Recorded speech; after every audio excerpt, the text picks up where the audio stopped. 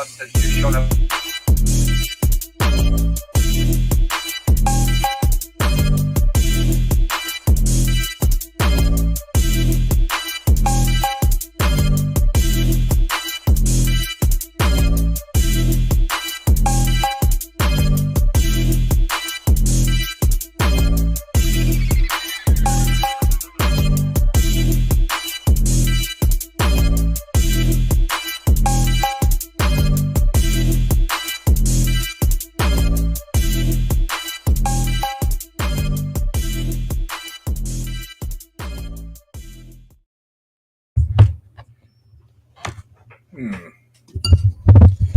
I guess this is breaking news.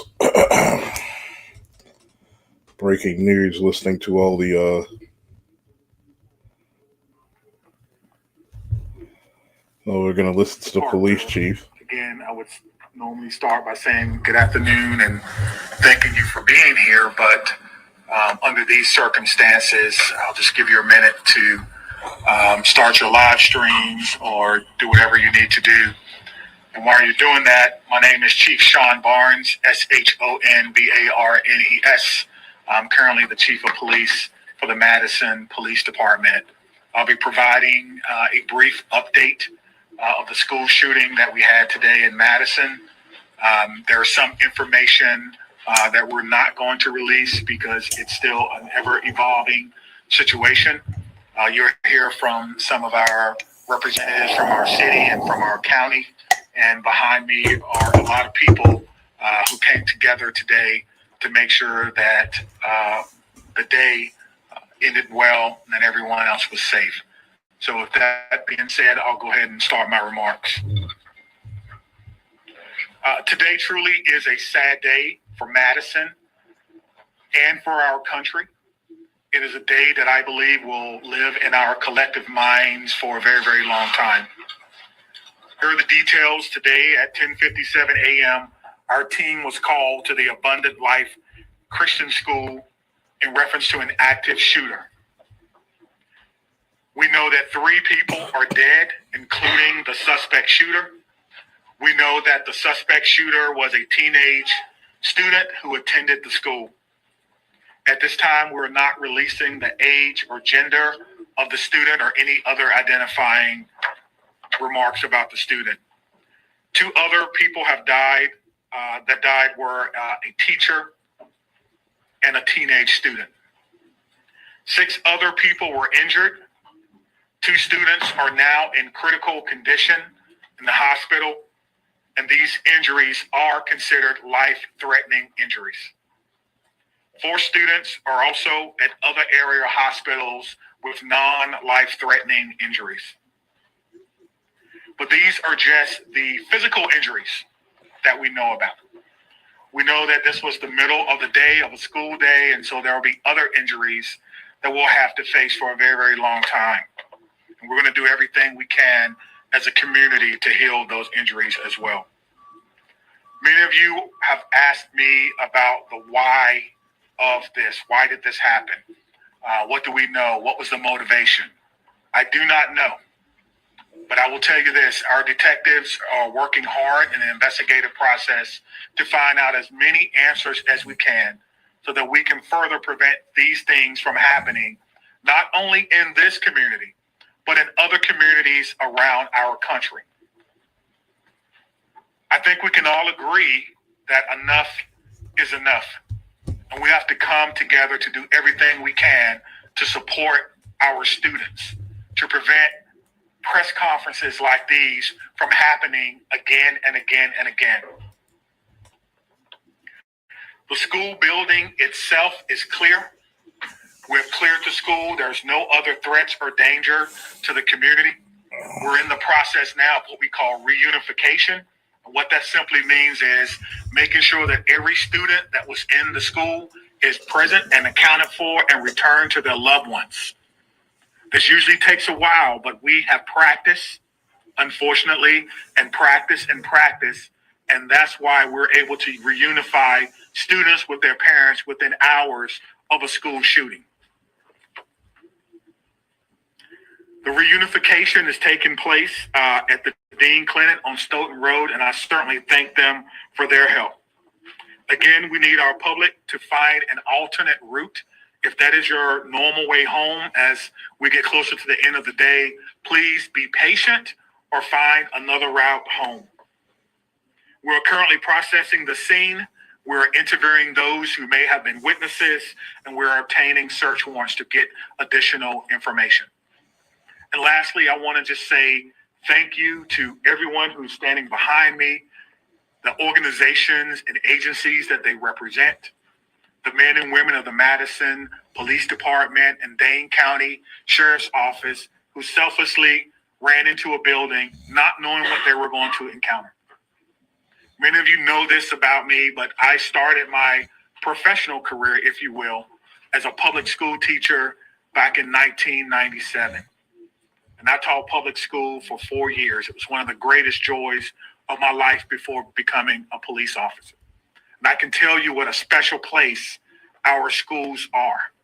With that being said, we owe it to our community to do everything possible to ensure that it's not only a special place, but a safe place as well. And we're going to continue to do that. So we ask for your patience as information is coming in. We will do the best that we can to bring you accurate and timely information, but we want to make sure that our public knows that we're working extremely hard on this particular incident. There are a lot of people involved, and certainly we're going to come together as a community. I'd like to bring up at this time Police Fire Chief Chris Carver. Welcome to everybody here.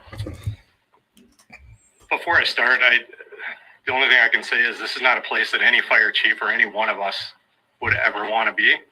And I can't believe I'm standing here today talking about this incident.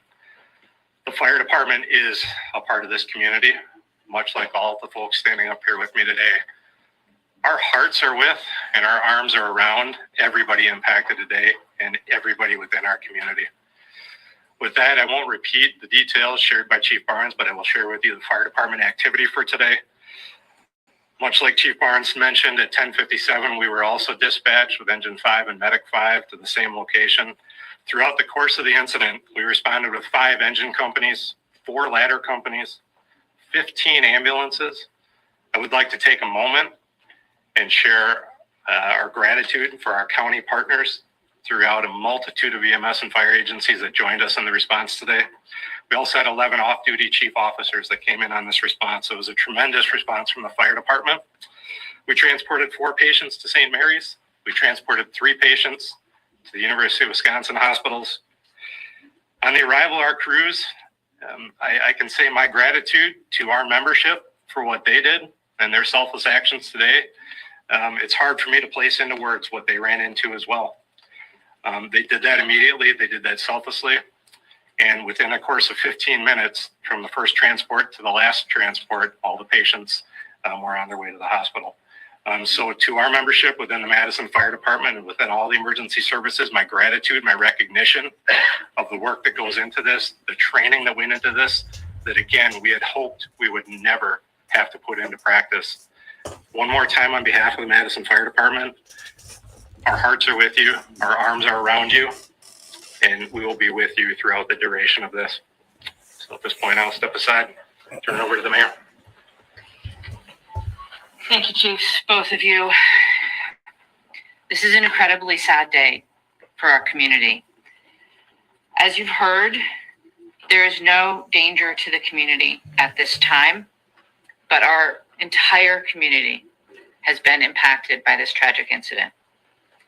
On behalf of the Common Council and the City of Madison staff, I want to offer our heartfelt condolences to the victims and families and to the whole Abundant Life community. Our focus now is on supporting them and supporting the victims and their families. And we will continue to do that through the coming days and weeks. I also want to thank our first responders, the police, fire, the medical staff, for their quick action and their life-saving efforts. As you've heard already, this is a whole of government response. It is not just police and fire. It is not just City of Madison. We have folks from all around the county. We have folks from multiple agencies engaged in both the initial immediate response and the ongoing support, and will be engaged for days and weeks to come. I also want to thank the White House and the governor and others in the federal government and state government for reaching out to offer their support and help. And we will be drawing on resources as needed going forward.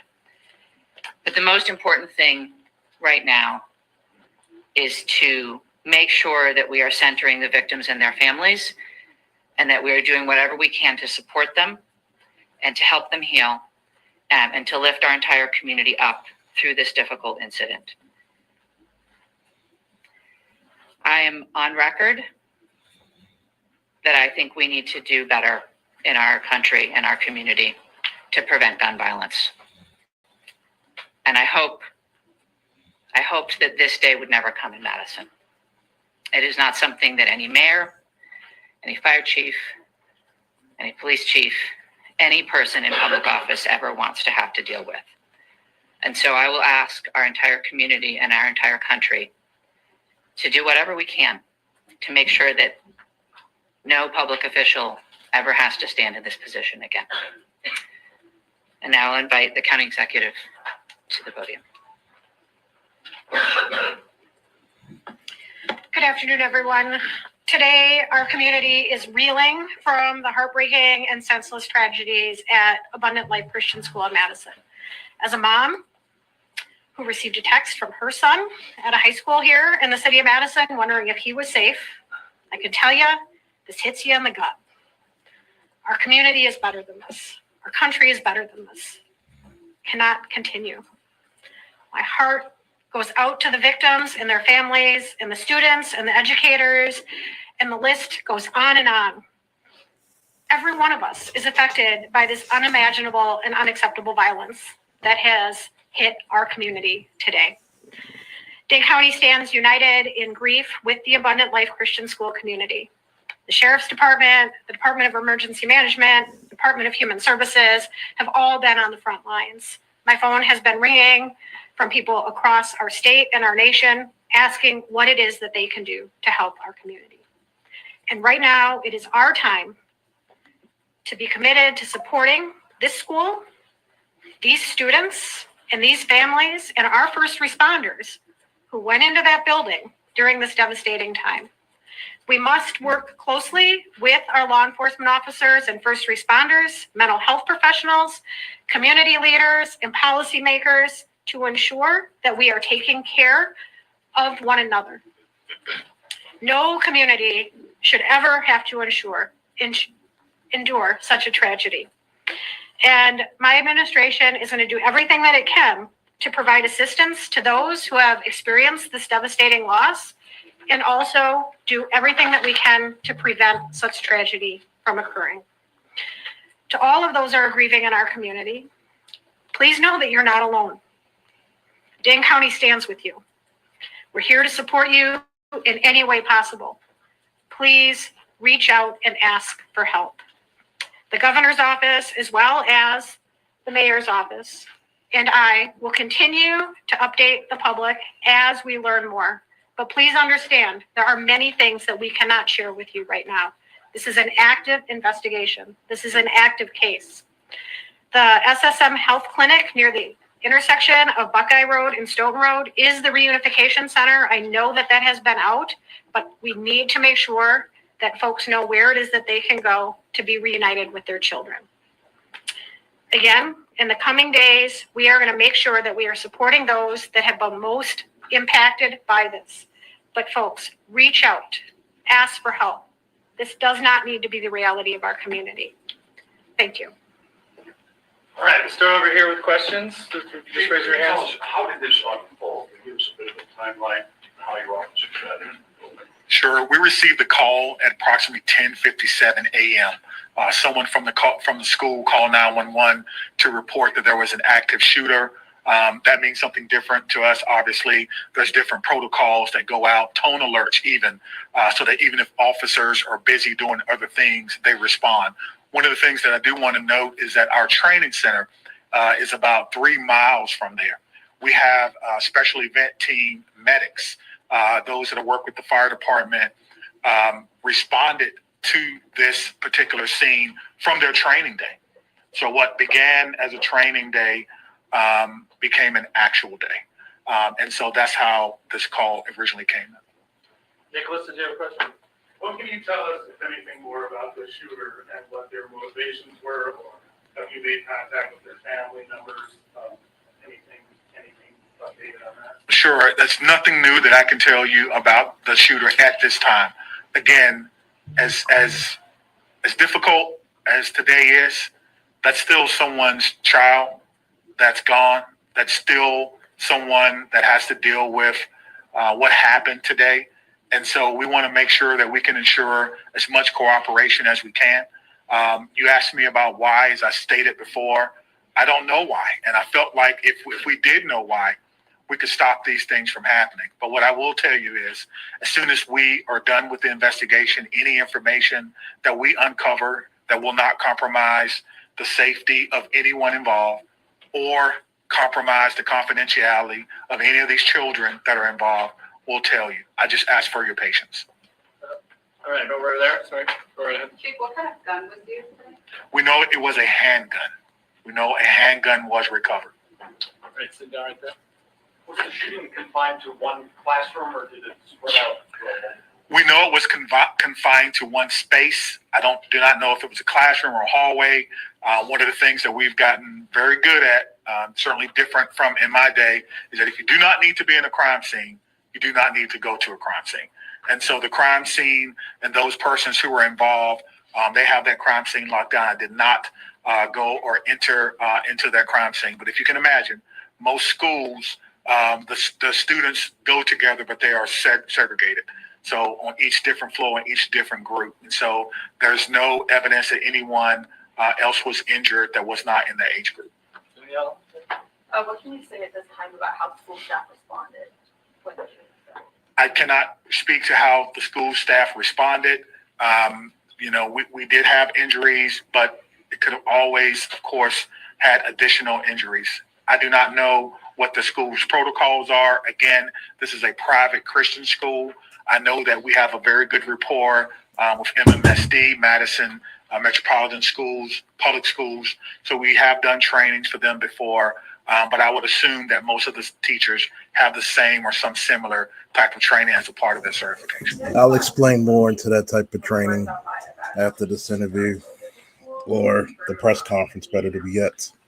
I do not know how many students attend the school, but their website says that they serve about 200 families.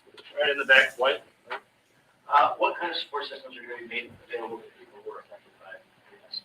That's a good question. As you heard from our mayor and our county exec, we have services within our government that will be made available to them. I have a lot of confidence that they're going to follow through on that, and we'll make sure that persons who need to. You got something to speak to that?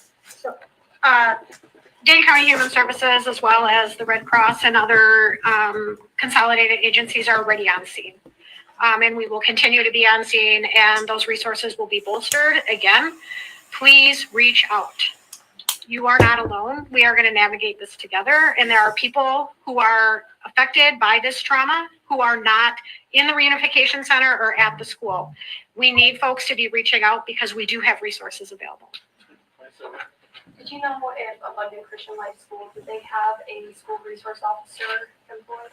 It's not my knowledge that they had a school resource officer. That if they did, it would be a police officer, and I know where they all are, and they're not in the schools right now. 15 in the back there. So in terms of witnesses that. That's also something that I'm going to have to do Sure. to a lot of private schools in my Sure. area. So the detectives will talk to anyone who may have seen this particular event unfold. Anyone that may have been unfortunate to hear something, So true. they will be talking to them. It's Listen my to the press understanding that that's in process now, and everyone is cooperating fully. That will give us an idea of not only what unfolded, but it could answer the question to motivation, because again, the students who unfortunately had to witness this, but that's not something that we want to rush. We're not going to interrogate students. We're going to give them an opportunity to come in and speak to what they may have saw when they feel ready, which is why some of these questions can't be answered right now. All right, Inspector Room. How do you reassure the community that it's still okay to go back to school? I mean, everybody's got kids, and I think, maybe it happened at this school, but there's everybody that's got kids anywhere, like this in county, it's gonna be hard. Yeah, I think you're asking me, how can I say 100% that no child will ever be harmed in school? I can't. No police chief can. But all I can tell you is that we have systems in place so that if something happens, we can respond like we did today. I can tell you that our mayor and our county exec has committed resources to not only public health, but also mental health. I can tell you that every teacher that I've ever had contact with at MMSD cares deeply about their students. Every staff member, I talk to staff members all the time who tell me things that are going on in the schools and want to do whatever they can, even if it's under anonymity, to let me know that they want to have a safe school. So my reassurance to the public is that if you see something, say something. If you know someone who may be going through a difficult time, please reach out to someone. And I think what I can do is make sure that our police department is transparent and open and honest and inviting for people to call and give information. I think MMSD does an excellent job of that. And the same thing can be said for any other private school. If you want to give information or you need someone to talk to, I can promise you we'll have someone there to get that information. Understanding this is a private school you may not be as familiar with, what can you tell us about some of the physical measures that are in place in this school, whether it's metal detectors, secure entryway, cameras, et cetera? Yeah, that's a good question. I've never been in this school, unfortunately. I'm not aware that there were metal detectors in the school. That's something that we can certainly look at. Most schools have some form of surveillance or public space cameras, but that will be, of course, part of the investigation process. Chief, can you clarify? You said 7 were injured, but 6 were hospitalized. Does that mean 1's been treated at least? And secondly, is the shooter's family cooperating with the investigation? Yeah, so it's 2 questions, but let me try to handle the first one. So I'm trying to go back to my notes. So we do know that 1 person was pronounced at the scene. And so that may be the 7th person, but we can get you all that information just when we're done. I'll have my PIO give that to you so you can report it accurately. And what was your second question? Is the shooter's family cooperating? At this time, yes, Right. So you have made contact with the shooter's family? we have. And what were the steps taken to do that? It's through the investigative process. Okay. Yeah. Is the shooter's home being searched? We've heard some information on that is ongoing. Yes, obviously, once we have identified, we have initiated a search, but we think that search is either ongoing now or that search may be concluded. Of course, it's about safety. That's the first thing, making sure that people are safe, and then we'll go from there. This has been, an amazing day for everyone. And so if you have someone who is deceased, who may have been a shooter, you want to make sure that their family is okay. You don't know. And so that is what we're doing right now. It is about the safety of everyone. This is going to be a long day for the Madison Police Department. We just want some of your patience. Are you aware, had the school had any prior threats? And then just, jumping off of that, do you know if the shooter had any prior contact with law enforcement? We do not know that the shooter had any prior contact with law enforcement, but I did do a check of the school. There were some calls, but they were like 911 hang-ups, things of that nature. There was nothing that suggested that the school was a place that violence would occur. Chief, I know that you mentioned that the shooter died of a self-inflicted gun wound. Did that happen before officers arrived at the school or when the shooter saw officers coming into the school? Yeah, so let me say that the cause and manner in which the shooter died will be determined by the inmate. But what I can tell you is the shooter was dead upon our arrival, police department arrival, and no officers fired their weapons. Okay? What are these search warrants you're executing? Are they at the residence or like the device the shooter had? I'm sorry. The extent of the search warrant. Yeah, so the extent of the search warrant is to be able to go in a place that we don't have permission to be in and make sure that everyone is okay. And then if there's any evidence that we think we need to collect, we could only do that with the use of a search warrant. And so, again, we have to determine if there is evidence that we will need. Everyone wants to know what led up to this. Are there any additional threats to public safety? Is this person or was this person by themselves? There are a lot of questions that we want to answer, but we have to answer the safety questions first, and then we'll move on to some of the more investigatory questions. Are you in possession of any of the shooter's devices? I am not, no. I'm wondering about metal detectors. You mentioned in the first meeting that you were not a fan, and that this school probably doesn't have them. And do you know other schools that do? Do you think that that's something we should start talking about, metal detectors in school? I guess the question is, would you want your child to go to a school with or without metal detectors? I can't answer that. I can't. Right now, it's going Yeah. without. Yeah, absolutely. So the idea is to create the safest environment that we can without metal detectors. That is my answer.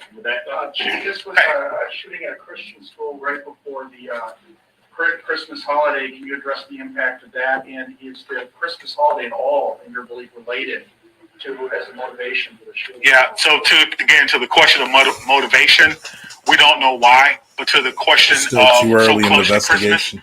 we have a lot of people going to be impacted. If it's a Christian school, then obviously our holidays, our Christian holidays are very important to the students, very important. It's a time for family. Students probably getting ready to go out on break. And now the break will be a little less about celebrating Christmas than more about celebrating perhaps friends and loved ones and staff members who perhaps lost their life. That's why I'm asking everyone to, of course, keep Abundant Life Christian School in your thoughts and in your prayers, and we'll get a couple more. Okay. Okay, real quick, Phoebe. So it's a private school that takes public money through the voucher system. So what has this revealed about the gaps in security or training for staff? Is that the thing you're thinking about whether schools that are private that take public money need to be, kind of on par with public schools when it comes to safety? Well, what I'm telling you is that in 1997, I began my professional career as a public school teacher. I taught history for 4 years before becoming a police officer. So I did not get far enough to take courses in administration and budgeting of schools. I don't know what governs private schools, if they receive money, where that comes from. That would probably be a question that you would probably need to ask someone who's more intimately involved in the school system and what their requirements are if they do receive that. But you could probably compare what has happened or what goes on, their security measures with the security measures of any school in MMSD, and then that will may give you your answer. That's a very quick follow-up. There has been some criticism of the law departments and their response to these school shootings that involve people. How did that inform your game plan today? And how quickly were your officers able to get into the school? What were they told to do? Sure. We train on this, as I spoke about earlier. When officers arrive on the scene, they immediately go in, which we did in this case. Stop the threat, stop the killing, find the killer. That's how we train. And that's exactly what we did today. There's no waiting. There's no coordination of who's in charge. Everyone knows exactly what to do.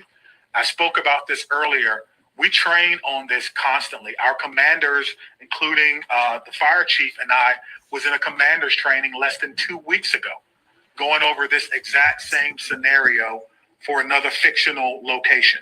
This And is so nightmare all of that fuel. came into play today, and our officers performed extremely well based on their training and based on the expectations that they know exactly what to do.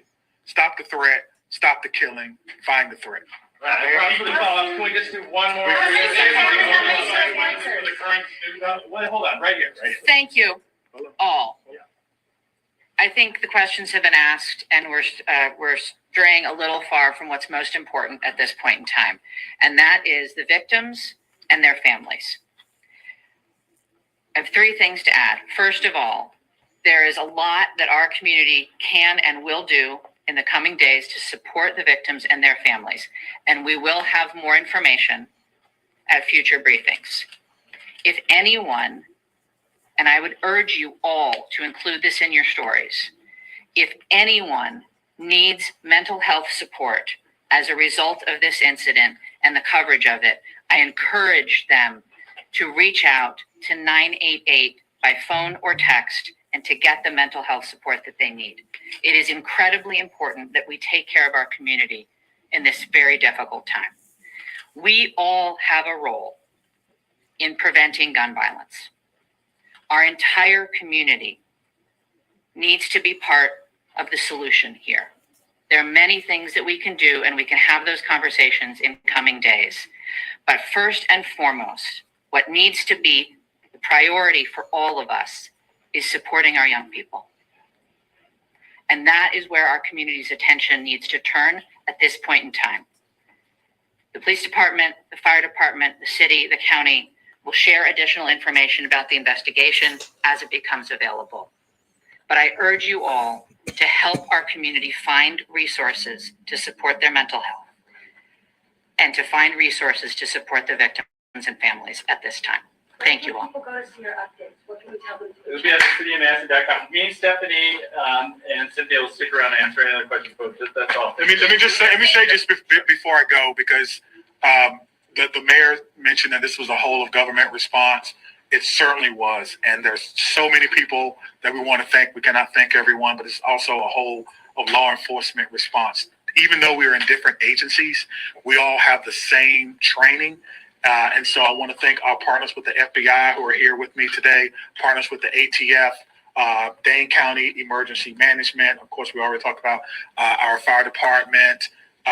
We've got calls from the Attorney General of the United States, Wisconsin State Patrol, our governor's office, State Patrol, Monona, as well as our sheriff's office. I know I may have left someone out, but thank you for how you responded professionally, quickly, and according to the way that we all trained, and it all came together to ensure that no other persons were hurt. Thank you. Chief, can you just say what time you guys made entry? Just want to nail that detail down. 10:57. But that's not going to be That's any all. information. They starting in 1 minute? We'll work on getting that, so our next, How long does it take today? I write to the city. Now, anybody have any questions? yeah, so I will work on getting that information. Well, it's for too our early to next tell for Tuesday that to one, meet for all here I'm at saying. 5:30 tonight, and I will work on getting that information. It's too early for that. Remember, this just happened like a couple of hours ago, so they don't have all the information. They barely have how many people are dead or alive. That's how fresh it is.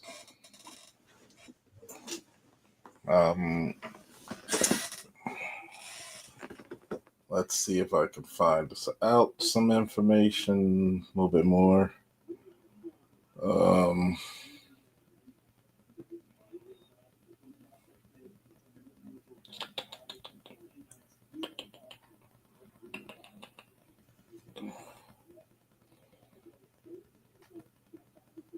See if I can go through one of the articles.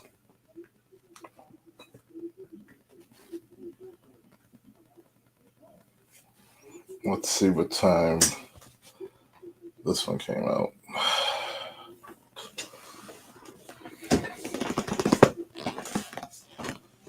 Sometimes equipment doesn't want to work when you work, but I'll just say this. I just played the live press conference that they had. Really sad shit, isn't it? Madison, Wisconsin, police say multiple people injured in shooting at Abundant Life Christian School. Police receive reports of multiple injuries at Abundant Life Christian School. This is from at least 1 p.m. Police in Madison, Wisconsin say they are responding to a shooting incident at local Christian school on Monday, saying they have multiple reports of injuries.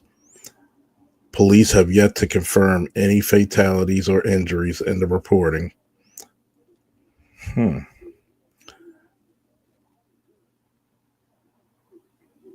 Okay. But they plan to address members of the media in the near future. They're encouraging local residents to avoid the area. The Madison Police Department is investigating the shooting at Abundant Life Christian School. Multiple injuries have been reported. This remains an active and ongoing investigation. More information will be released as it is available, police said in a statement. We are currently need people to avoid the area, police added. Let's see if we can find some more up to date.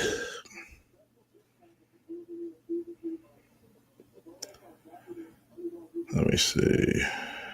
Just played the press conference.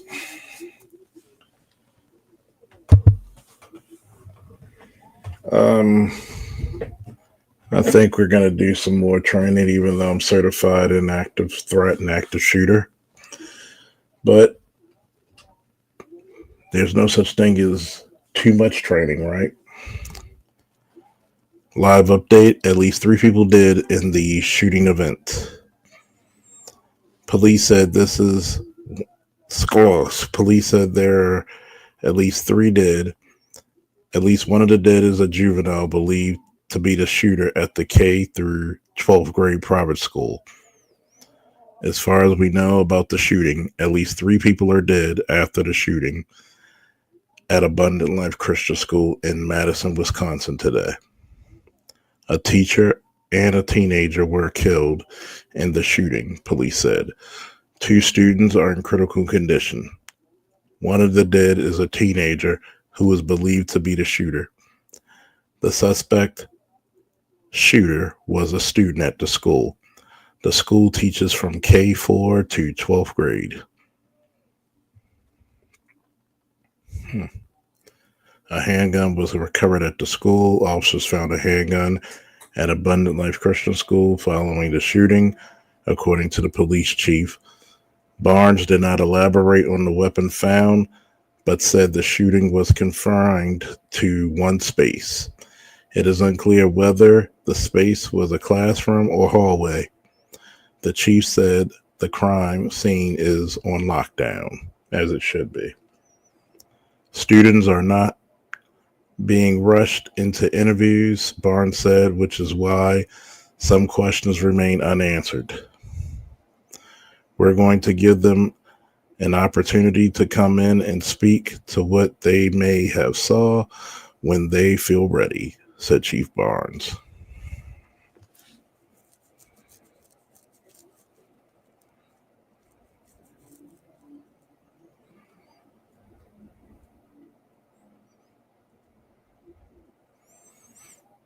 Let me see. A teenage student and a teacher were killed at the Abundant Life Christian School today. Madison Police Chief Sean Barnes told reporters at least 2 students are in critical condition and 4 others are recovering from injuries that are not life-threatening. Barnes said the suspect shooter is a teenager, but declined to provide additional information, meaning they're not going to say the age, the gender, or the name, not yet. Wisconsin school shooting survivors bus to Reunification Center.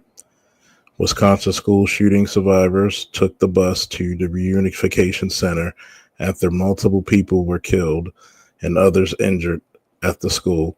Officials believe a student was responsible for the shooting. Now,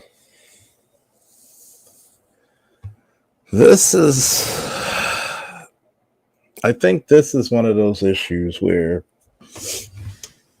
I think that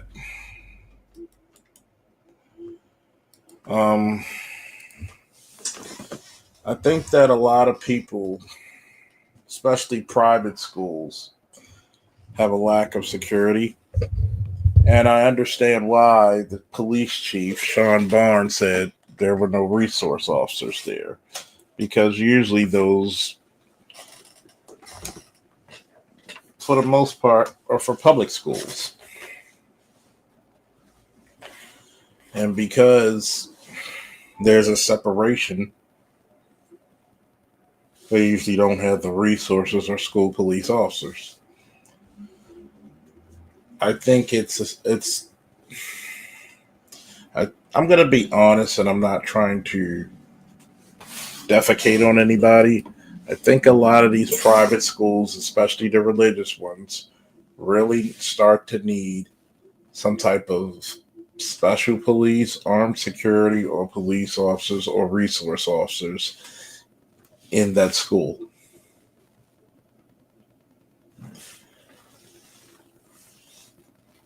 Because a lot of these communities have this never happens here.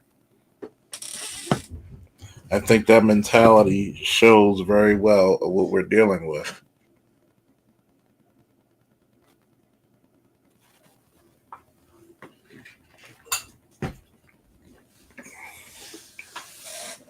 As long as it's the urban environments, as long as it's the certain type of demographic of people, we turn a blind eye. We don't need security here. There's no need. The other unfortunate thing is that this is not going to be treated as a so-called isolated incident, because you're going to have a bunch of anti-gun people who are going to try to benefit off of these people's misery. And this is also something that I think a lot of people with Art New Style, this is also something that I think a lot of school districts really need to practice. Their active threat or active shooter protocols.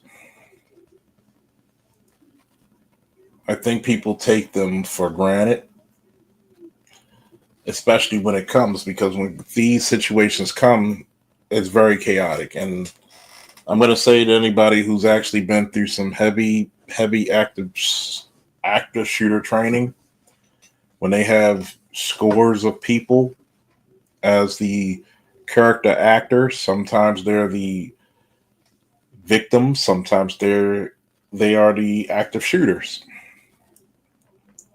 It's a lot of sensory overload, so you can imagine what the real situation may look like when you see multiple bodies of multiple aged people on the ground.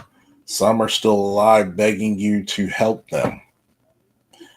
And by protocol, as much as it will break your heart, you got to keep going towards the threat if the threat is still active. Then come back and help people.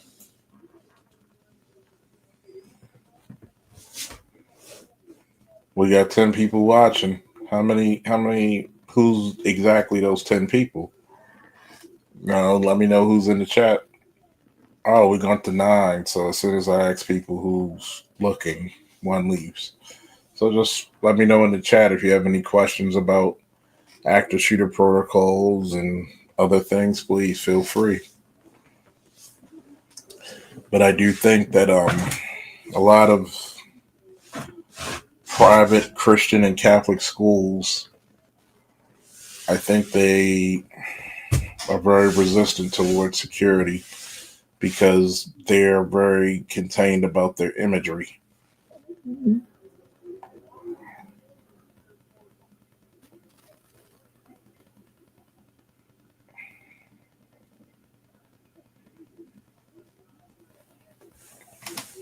I'm a big believer in preventive maintenance.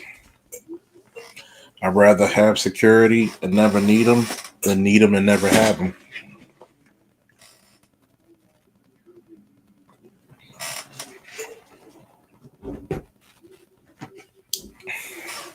I noticed that media always talks about gun violence instead of just violence as its own entity.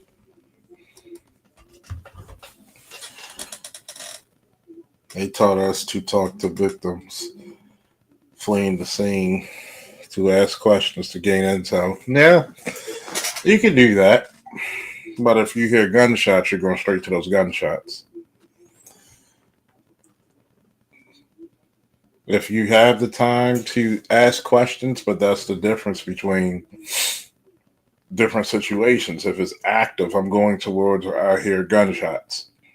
I got to go there immediately. If I have what does he look like? What is he? And a lot of times when you ask questions, people are hysterical. They may not even give you a good answer. If you can get intel, that's great. But a lot of time you're going towards the sound of gunfire or violence.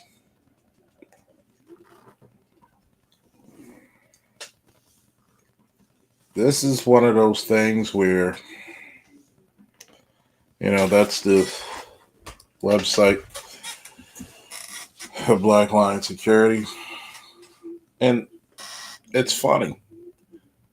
When I sit down with different organizations about their security needs, you know what the last thing people think of is active threats, active violence.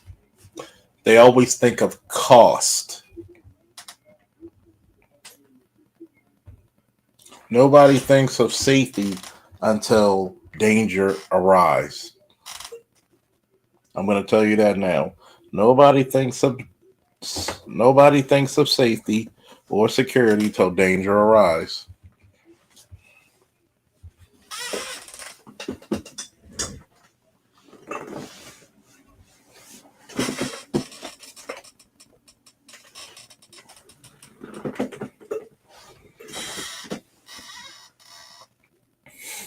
And see, that's the worst part about it is my heart goes out to the families of the victims and the students. But I will say this. It's kind of weird, the reaction that something like this will make national news, but if it happens in an urban environment, will it get the same effect? Will it get the same punch? Because, a shooting in, let's say, my city of Baltimore is not going to make national news. Many of people are going to look at it as business as usual compared to Wisconsin. It's going to make national news. And I'm not trying to lessen the blow of the shooting that happened in Madison, Wisconsin at the Christian school. It's just that how the difference is spoken about. Is there the same effect when it's urban people?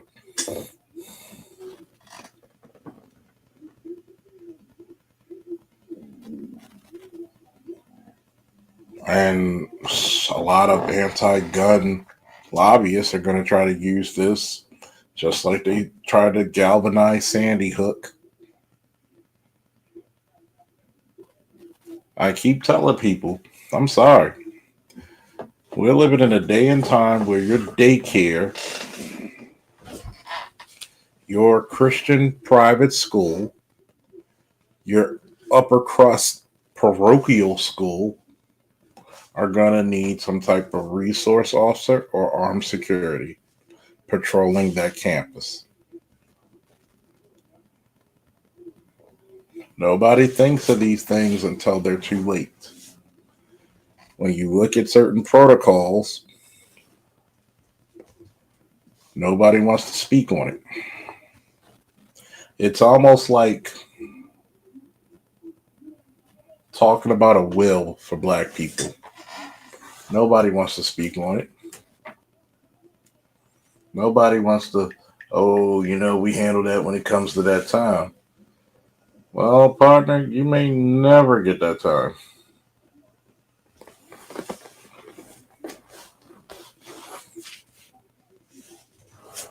Let's be very realistic.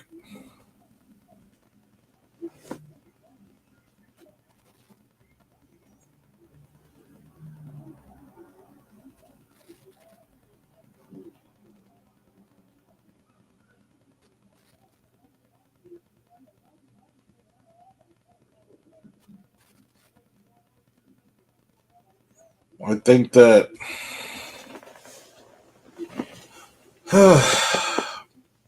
this is a learning lesson for a lot of people, especially when it comes to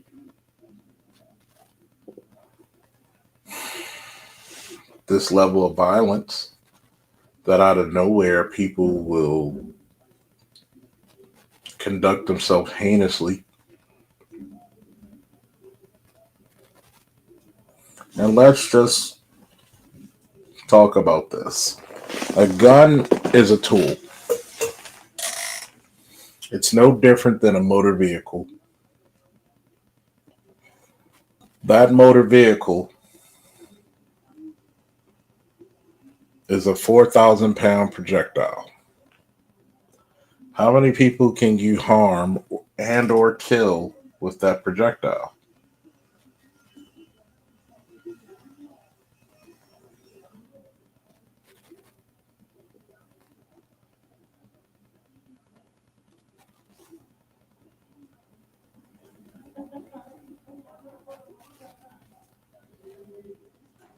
We have to really figure these things out and say, wait a minute. The shooter is dead. They self-deleted. I mean, it was a student. They're not giving the gender nor the age. Not yet. Usually that's part of protocol because they have to inform the next of kin, identify the remains, and inform the next of kin. This is so new. We don't even know what brought about this situation. Hopefully they have some type of cameras that they could review. Hopefully the children are not overly traumatized, even though it's already a traumatic scene. But you don't know. It's a K through 12th grade private school, so a lot of those children are going to react to it differently. Especially when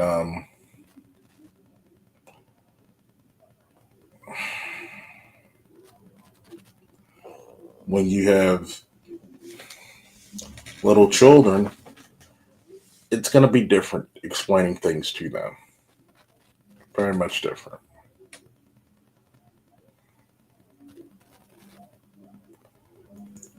It's going to be definitely massively traumatic.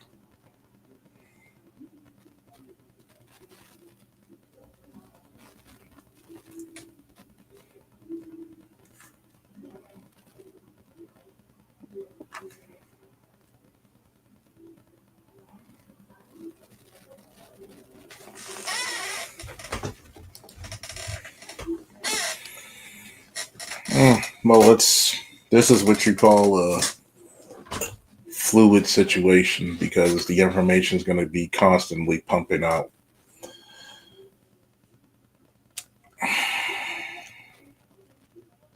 This is also another reason why I'm a proponent of combat sports in schools, because you curb a lot of the violence when you let children, you give them 3 to 5 minutes to handle their situations out. It takes a lot of the anger, the force. I'm going to break this down. Anger is like a festering wound. If you don't cleanse it out right then and there, it's going to fester. It's going to get infected. That's how anger is. That's how aggression is. If you have a situation where two kids are beefing, you should, under a controlled, situation, give them headgear, give them gloves, give them mouthpieces, let them settle it out. You know, you should have a few people there to break it up so nobody's permanently or massively hurt. But I think you should have some type of way to let it out, especially when we notice these ultra feminist, super liberal, use your feet and your words, speak your feelings, and we know goddamn well that sometimes speaking is not going to solve it, unfortunately.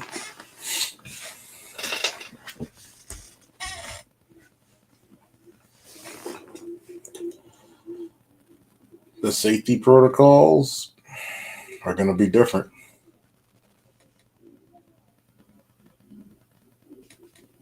Safety protocols are going to be different.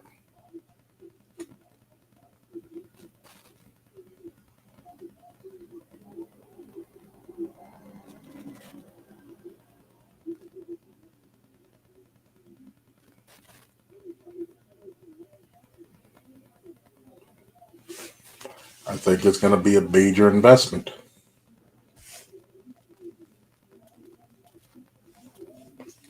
It's going to have to be an overhaul for their school. You know, shout out to the fire and the police department getting there in a timely fashion. Thankfully, it wasn't a really large massacre that it could have been. We're still finding out information on what happened. We just don't know. Currently, we just don't know.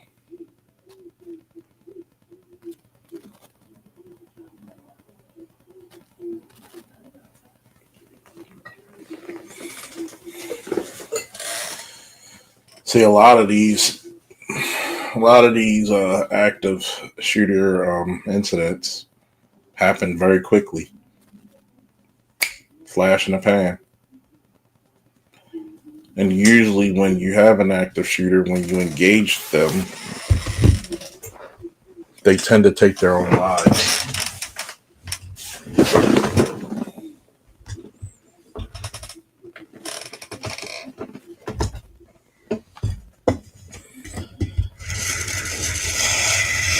It's massive, man.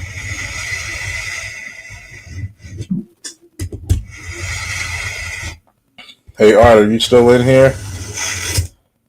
Does your school have resource officers or security? What's the protocol for your school?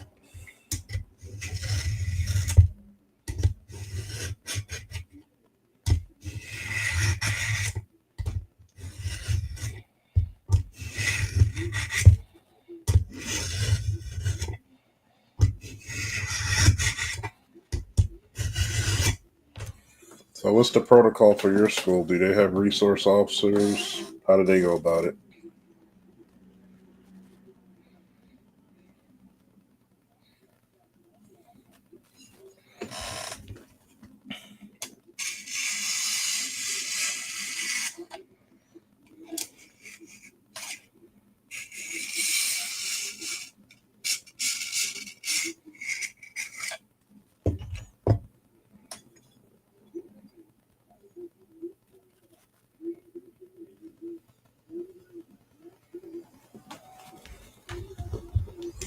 If anybody has any more questions about active shooters, anything, feel free to ask.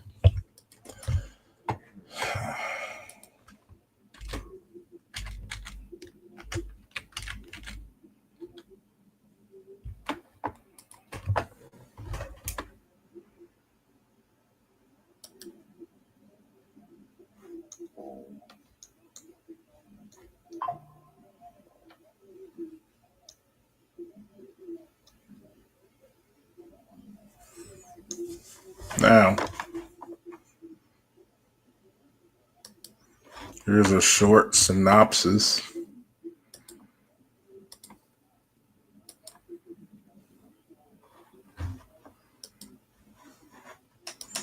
for you guys.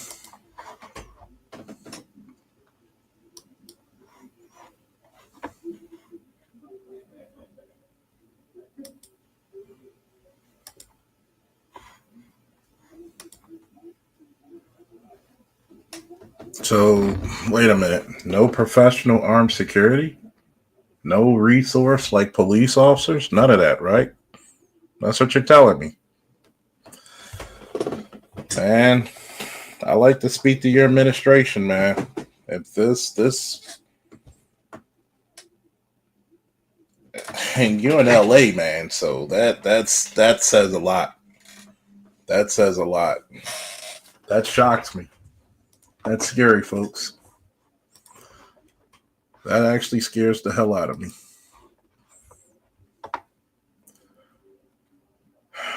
Let me see.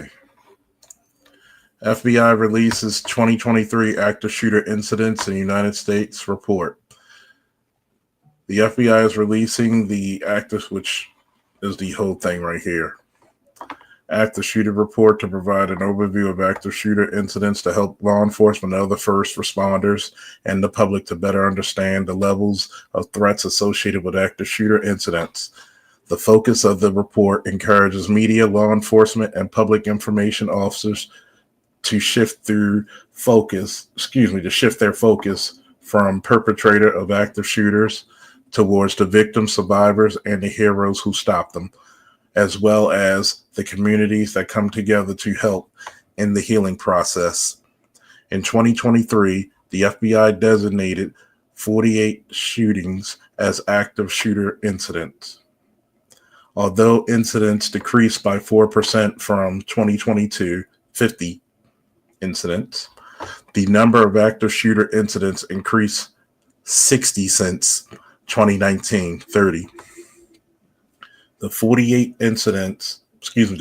active shooter incidents in 2023 occurred in 26 states and represented 5 location categories, including open space, commerce, education, healthcare, and residence. The FBI designated 229 active shooters from 2019 to 2023. This represents an 89% increase in active shooter incidents, 121, from previous 5-year period of 2014 to 2018.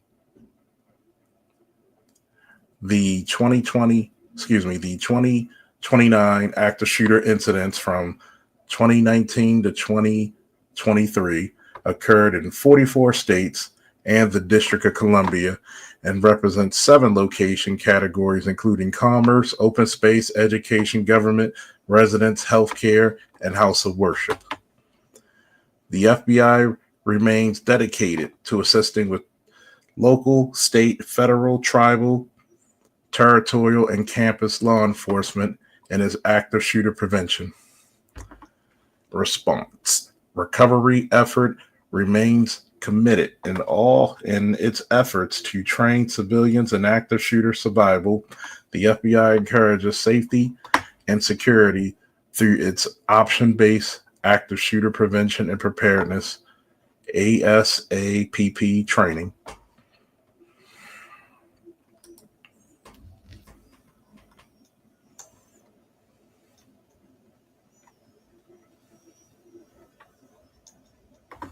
So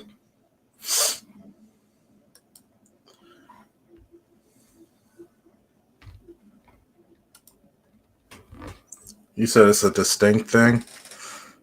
District thing. So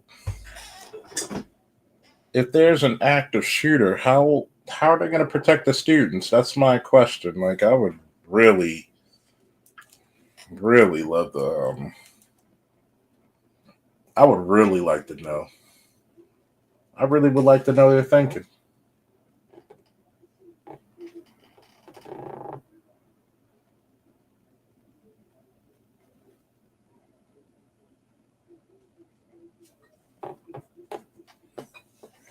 That's insanity given birth.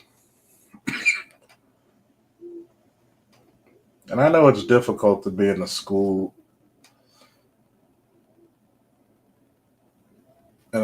district, but that's insanity.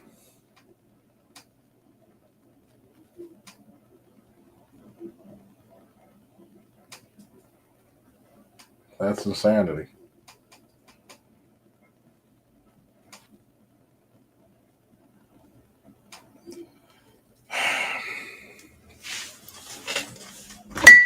I'm going to try to post a link here for anybody who want to know the active shooter reports.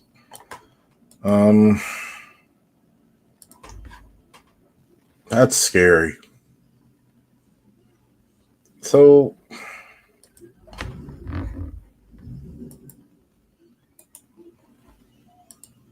I know you're probably, I wish you were here. I wish you're free. You're probably working because right now it's only 4:42 in Baltimore. You're in LA, so you're probably still working. I would really like, you're going to have to explain that one to me, good friend, because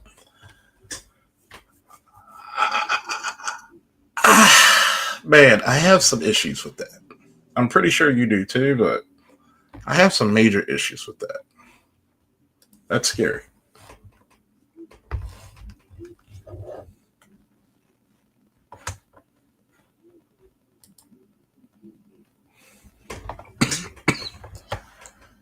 That's scary.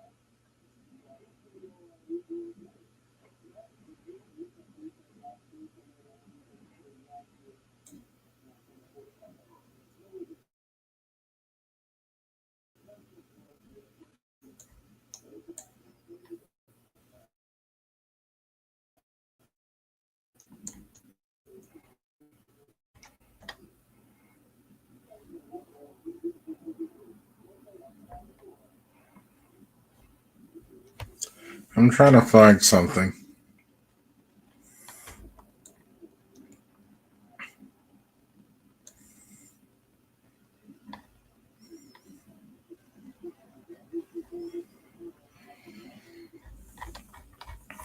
I guess I'll use this one.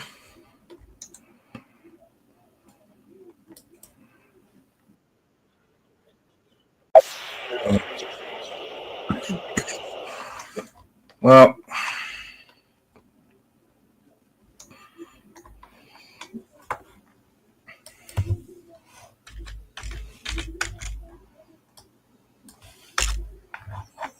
trying to check something real quick.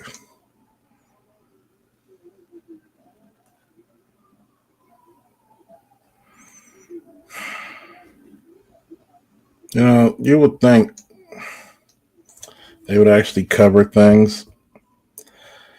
Here's one of the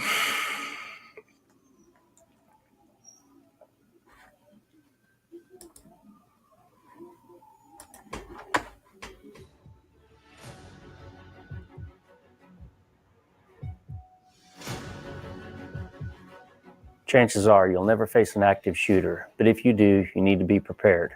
Thanks for watching. I'm Nathan Howie, Chief of Campus Safety at Danville Area Community College, and I want you to know that DAC is taking the necessary steps to keep faculty, staff, and students safe on campus.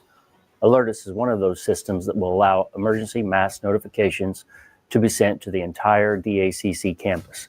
The DAC security team is able to send out campus-wide unified messages to desktops, digital displays, and alert beacons to the entire campus with the press of a button in a matter of seconds. DAC's Rave notification system then allows us to send out these same emergency mass notifications to every student, staff, or faculty member through email and text. Alertus and Rave then work together. This helps DAC send out emergency notifications through text, email, desktops, digital displays, and alert beacons in a matter of seconds. In this video, I want to go over a run, hide, fight so you know what to do in the event of an active shooter. Hopefully this video will make you stop, think, and have a plan in the event of an active shooter. So take the time to review your workspace and talk to your coworkers about a plan A and a plan B. It may save your life.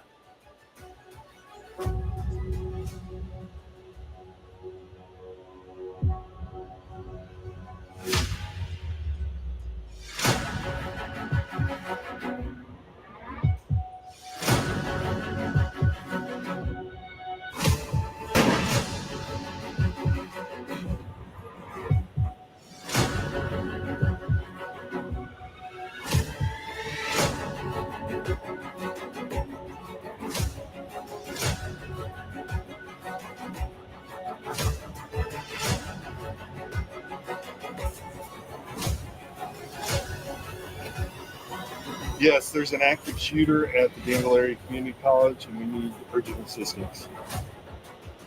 If there is an emergency event on campus, an alertus message will appear on your computer monitor. Assess the situation and quickly determine your path to safety.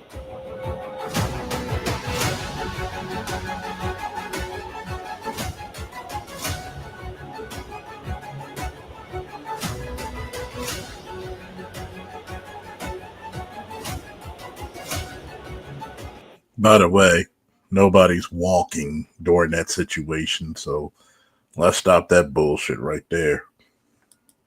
In this active shooter case, the gunman is not nearby. The decision is to run. Don't worry about any of your belongings. Exit your workspace and head out of the building. Move far enough away from the building and take cover behind a car or tree. Only when you are in a safe position, far away from the threat, should you call 911.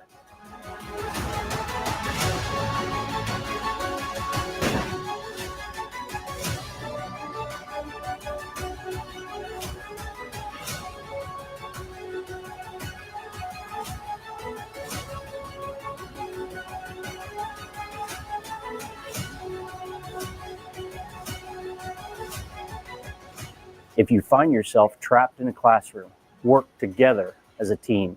Shut and lock the door, turn off the lights, and barricade the door with whatever is available. Then have you noticed that a lot of these classes and the frequency of active shooters, none of these schools have invested the money into having doors which they can put a locking mechanism at the bottom of the door so the shooter can't come in? It's not that expensive.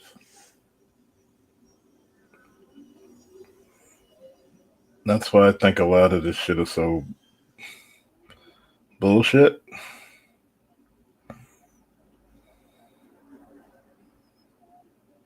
So, go ahead. take cover in the room away from any sight lines of the gunman. Chances are the gunman is looking for easy targets and will move on.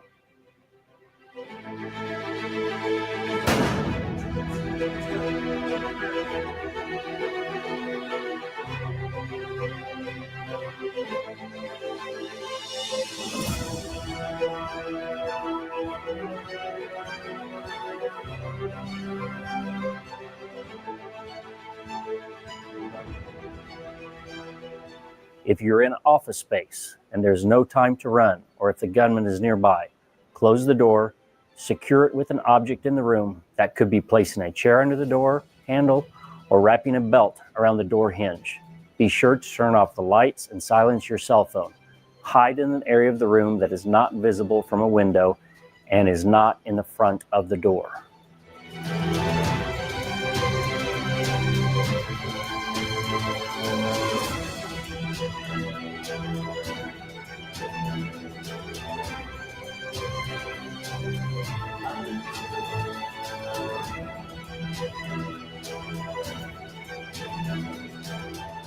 In the event you can't run or hide, your only option is to fight.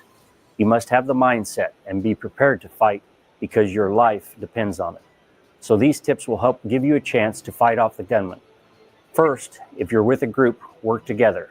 Chances are the gunman is on heightened alert and can be easily distracted. Have a person make a noise, throw an object to distract the gunman as he gets closer. This could be your chance to then attack the gunman.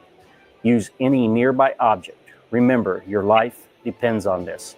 The goal is to stop the active shooter by any means necessary.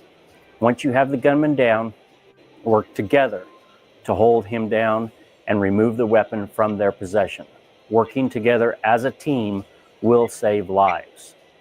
Hopefully the Run, Hide, Fight plan will get you thinking of a plan to keep you safe in the event of an active shooter on campus. Be familiar with your surroundings. Talk to your coworkers about a safety plan. Do anything you can to prepare for a worst case scenario. Planning and working together can help save lives. And finally, if you see something, say something. It's always best to call DAC security to check out a suspicious person or activity. That's what we are here for, to keep you safe, to keep your coworkers safe, and to keep our students safe.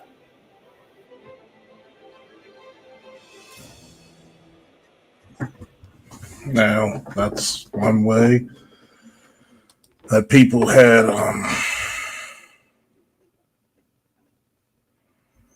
you know,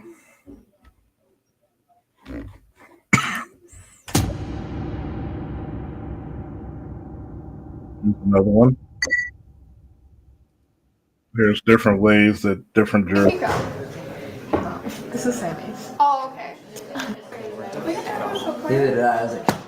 I didn't understand it. Good morning. Hi. Good morning, everybody. Have a seat, please, so we can get started. We're going to continue our discussion on the legislative branch today.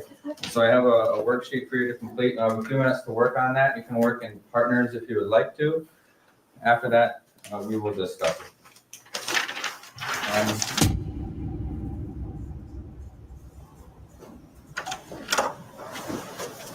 Excuse me, ma'am. Can you tell me where Mr. Nelson's room is? Sure. Are you here to see him? Because I'm Yeah, gonna I need have you an to sign. appointment, I have an appointment with him. I need you to sign in right down here. I'm not gonna sign that in. I'll just go find him myself.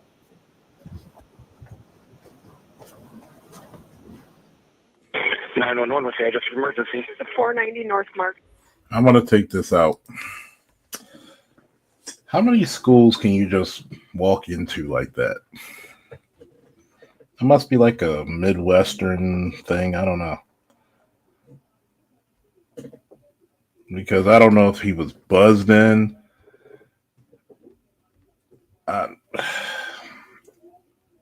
See, it goes back to what I said again, that urban thought versus anybody else.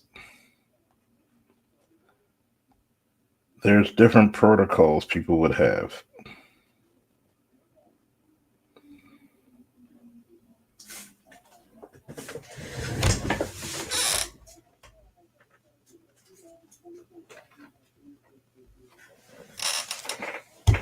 Hold on, folks.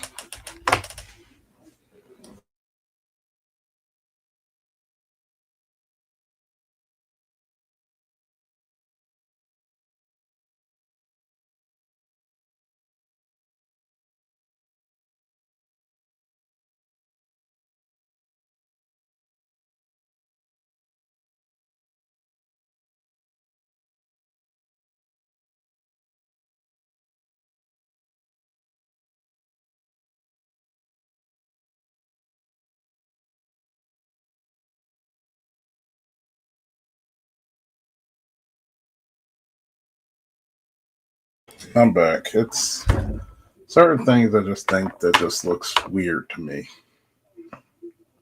And I think that growing up in certain areas, they don't have the same if you grew up in an urban environment. Street in West Salem. What's going on there? We have a gentleman that just came in the building that we think is a suspicious person and possibly an intruder. Okay, white, black, Asian, Hispanic? A white. What color shirt does he have on? He has a camo jacket and a hood with a black hoodie on underneath. All right. And you're not familiar with him, or? Not at all. He bypassed me, wouldn't sign in, asked for a teacher, and is heading up to room 220. Go to room 20? What's up in room 220? It's Mr. Nelson. He's a teacher. He asked for a teacher, Mr. Nelson, and where he was. Okay, Mr. Nelson. Good.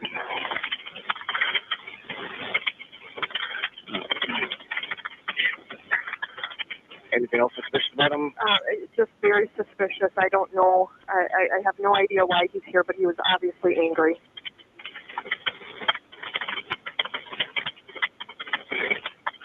Alright, can get Ashley down the way up there. But anybody else with him? Nope. Male white, camo jacket, hood, black hoodie underneath. Mm-hmm. Looking for room 220 for what Mr. Nelson is. Correct.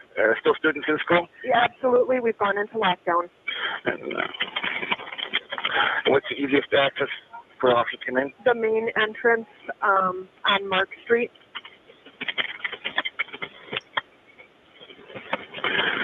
Alright. We have him on the way there. Thank you. Yep. Bye.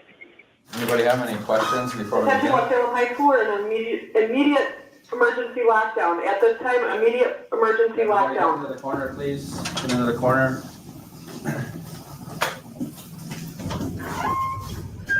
Make sure your cell phones are put away and turned off. Remain quiet.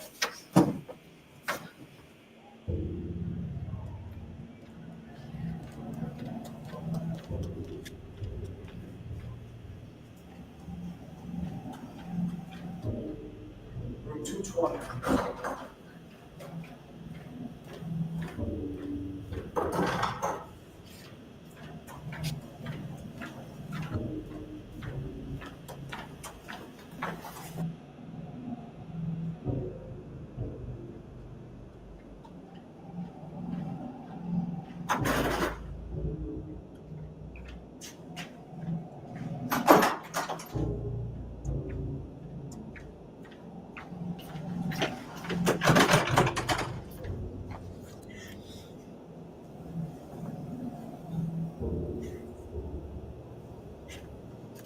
Where's Mr. Nelson? I gotta find Mr. Nelson. I can't believe he did that to my kid.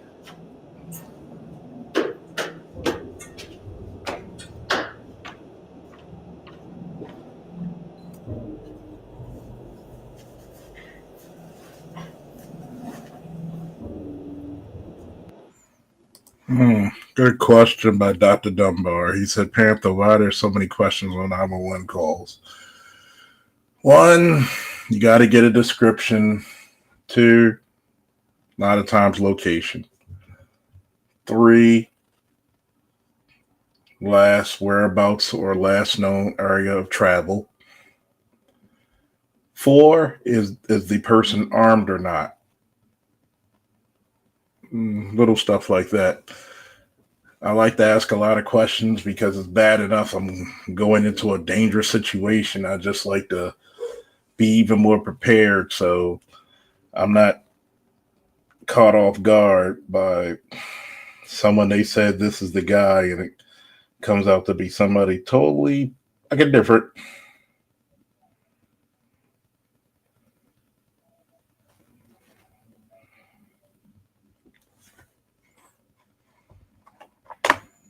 Information is vital. The quicker, the better.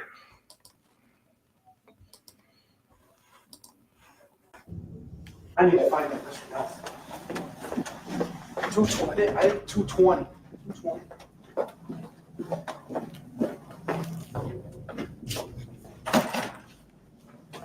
220.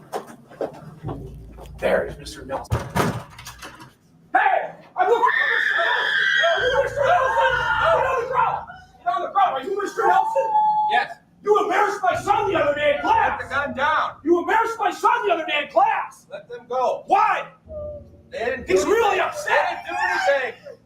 Let them I'm not go. here for them, I'm here for you! Let them go. No! You're gonna pay! What you did to my son the other day! Put the gun down and let's talk about it. No, I don't want Put to it talk down. about it!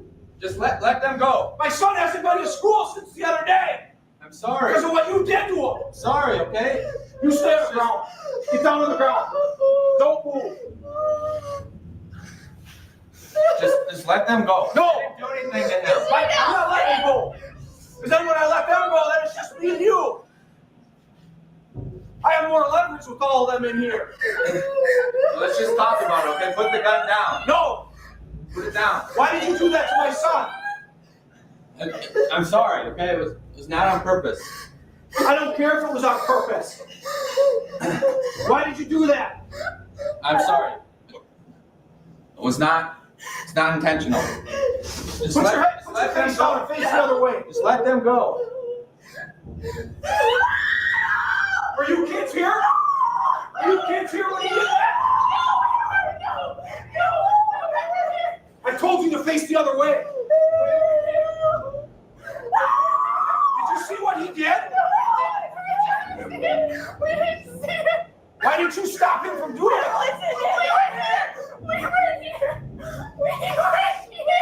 I told you to face the other way. This is what you get for what you did to my son. I can't believe you did that to him. One more. Stop playing trumpet weapon! Do it now! Hands out! Turn around! Don't face! Turn around! Don't face! Face away from me now, sir! He deserved it! Face away from me now! Hands behind your back! He'll never do that to my kid Hands again! behind your back! Walk backwards towards me! Did you see what he did to my Walk kid? backwards towards me! Stay there! Don't move! Don't move! He deserved it. Personally,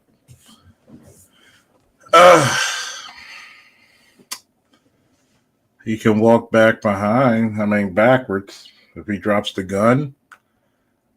I want him at the least spread his legs, bend forward with his arms behind his back, looking towards his right away from the gun, so it gives me more time to actually react to him. I don't necessarily want him kneeling at this moment because the gun's on the floor. But you also have to be very careful. And I probably wouldn't even want his hands behind his back. I probably want him up top of his head, spreading his legs. Especially waiting until backup gets there. I could hold him at bay. If he tries to attempt to pull a weapon or anything, I'll just shoot him. Yes, I know situation dictates, but you want to put him as much as a disadvantage mechanically than you are, because remember, actions are much faster than reactions. Playing. And let me know if I'm giving y'all some good info on this shit, okay? I need audience participation because, I'm shadow banned, and I'm going to have to put a note for everybody to actually resubscribe to me.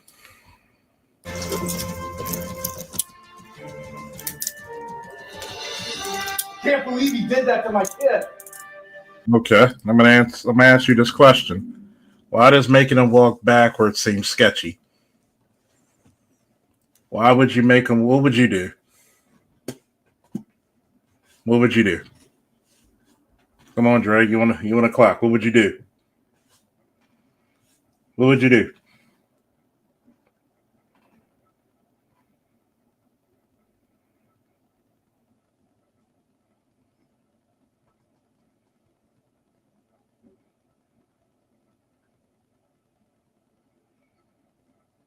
What would you do?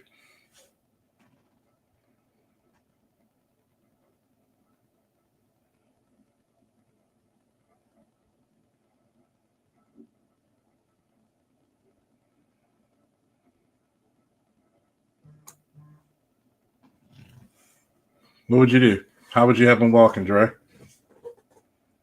What would you do?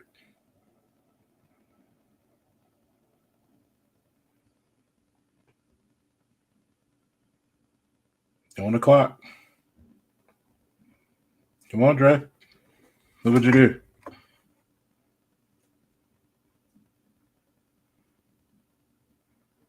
Why would you not have him walk backwards? Come on, what would you do?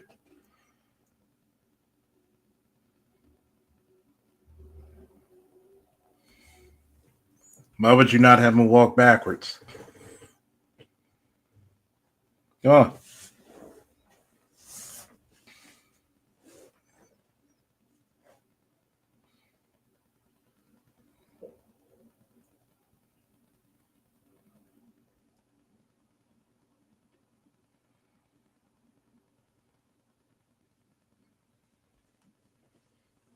Still too close to the gun. Okay, why would you not have him walk backwards? Well, let me know something.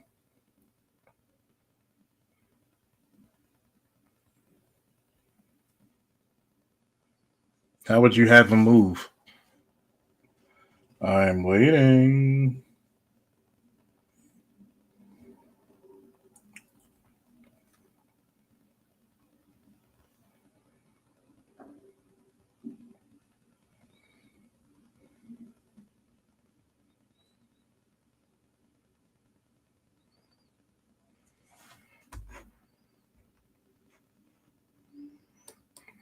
They blocked your comment. How would you have him? How would you have him move?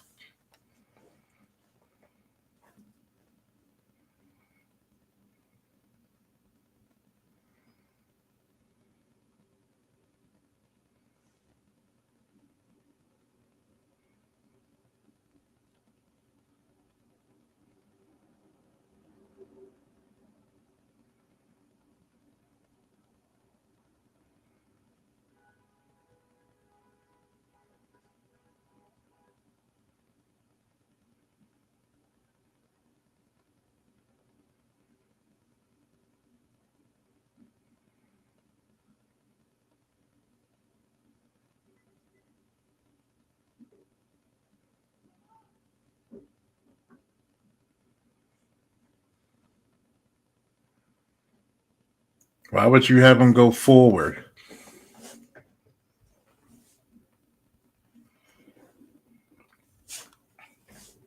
Got to make it make sense. Why would you have him go forward?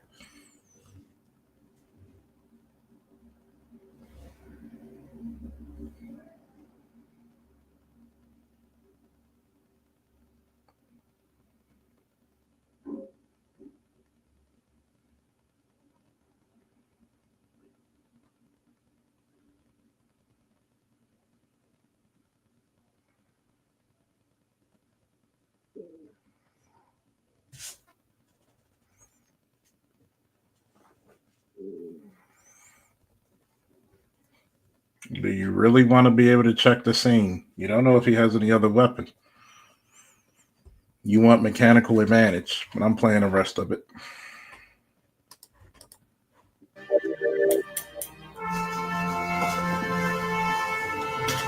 Where are you taking me? Going to jail. Why am I going to jail? For what you did to my kid?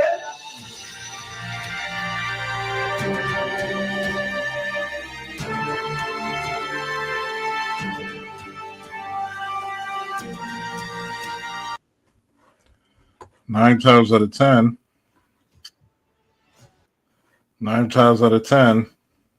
he probably would not. He probably would have offed himself.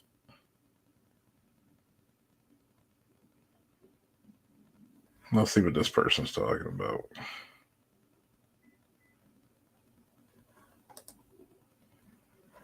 And this deadly shooting happened after new FBI numbers released on Monday show a significant increase in active shooter incidents. KCRA 3 Investigates. Brittany Johnson has been looking into the data for us. She joins us live in the newsroom with more on this. And these numbers start back in 2017, Brittany? That's right, Ty. The FBI studied active shooter incidents from 2017 to 2021 and found an upward trend. Here are the key findings from the report. The number of active shooter incidents in 2021 represents a 52% increase from 2020 and a 96% increase from 2017. On your screen here is a breakdown right now of those numbers throughout the year, showing 31 active shooter incidents in 2017 and 61 in 2021. These 61 active shooter incidents last year occurred in 30 states. Six of those incidents were in California. The report also shows us how many people were killed and injured during active shooter incidents. Last year, 103 people were killed, 140 people were injured. The FBI defines an active shooter as one or more individuals actively engaged in killing or an attempt to kill people in a populated area. It's important to point out that this data does not include information on active shooter incidents from this year, which, according to the FBI's definition, would include recent deadly shootings, incidents in Orange County and Buffalo, New York. In the newsroom, Brittany Johnson, KCRA 3 News. All right, Brittany, thanks for breaking those numbers down. Appreciate it. Now, good question. Faulkner, what should a cop do if the suspect even though unarmed, has their hands up and doesn't move from the place. Well, you got to make them obey. You got to make them obey. If you're not sure that you can physically subdue the guy by yourself and he's not listening, guess what? Time's on my side. Unless I hear more gunshots, time's on my side. I can cover him and have another officer meet me, and we can slow it down. But I'm still going to treat him as he's armed. He's going to be covered at gunpoint. There's times I'm going to wrestle you down, but if you actively shooting people, I'm going to take you down. Or I'm going to have you covered. It depends. Situation dictates. But I can always have him at a safe distance looking away from me. I want you to picture this one. Who has the advantage? Me looking directly at him or him looking away? Who has the mechanical advantage now?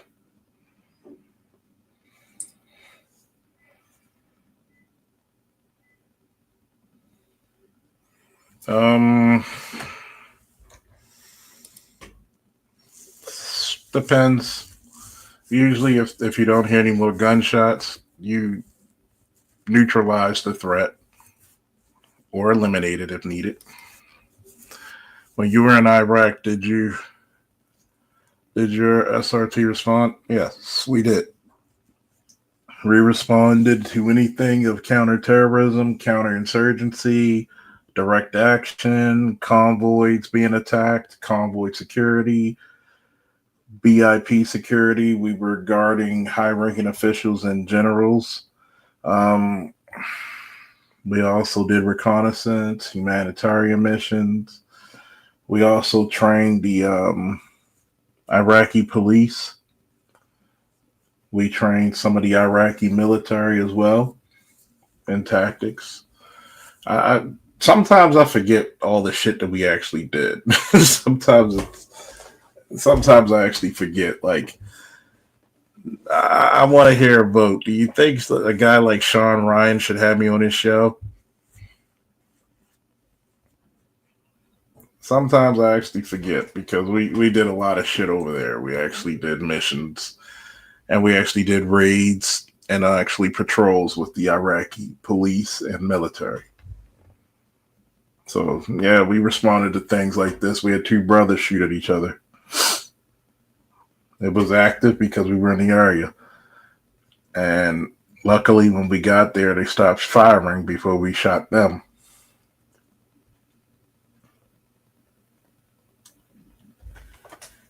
Let's see if we can find some more. Hey, keep your questions going. If anybody wants to know more about active shooters,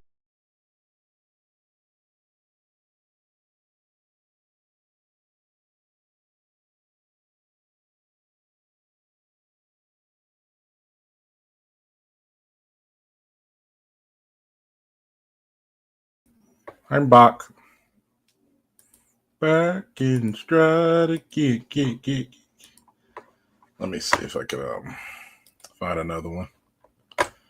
Do.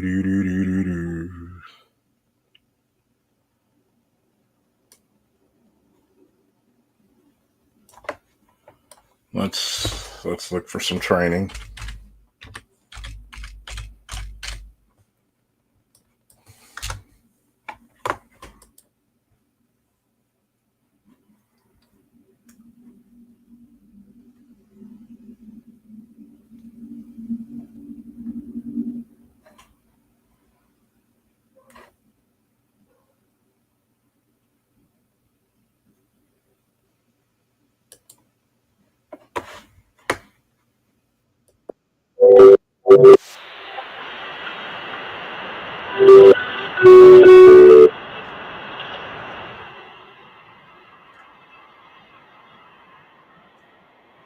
This is from Homeland Security.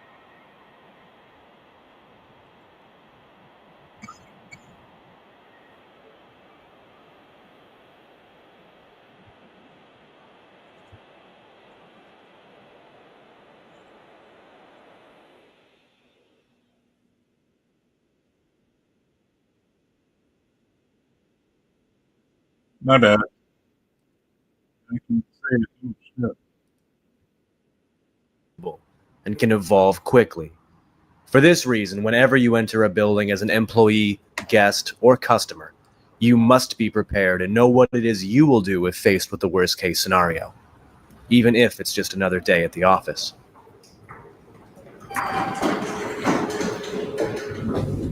Last night, every time I closed my eyes, all I could see were slide decks. Don't remind me.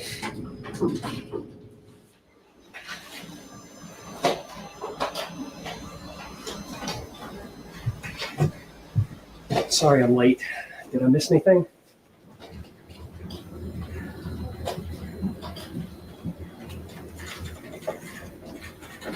Hey, you got a minute to catch me up on that thing?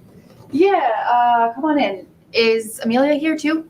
Let me grab her, okay? Yeah, thank you.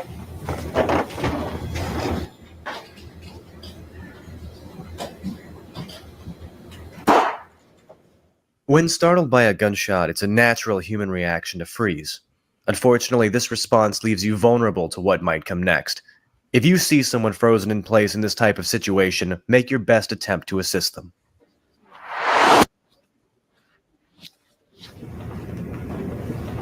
I think it's critical that we find a way to make sure this doesn't happen again. We've wasted way too much time. That's gunfire. Are you sure that was a gunshot? That's gunfire. Was that really a gunshot? Call the police.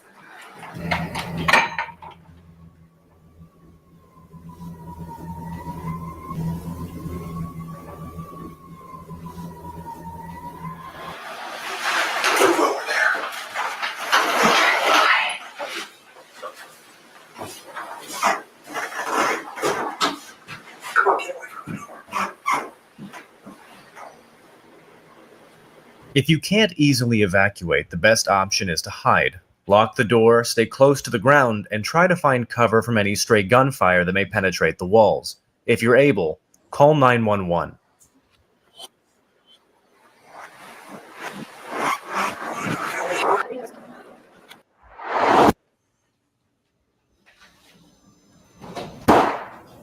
What was that? To answer your question, it's cool because guess where the infantry had to learn how to do urban engagements. They had to learn from local law enforcement. So each one teach one, different tactics. The Army wasn't built to go through urban environments, but police officers are used to going through alleys and cutways and stuff like that. So a lot of the training, you know, they each one teach one. They gave some, law enforcement gave some. So it's a very meshing of strategy. Sounded like a gunshot.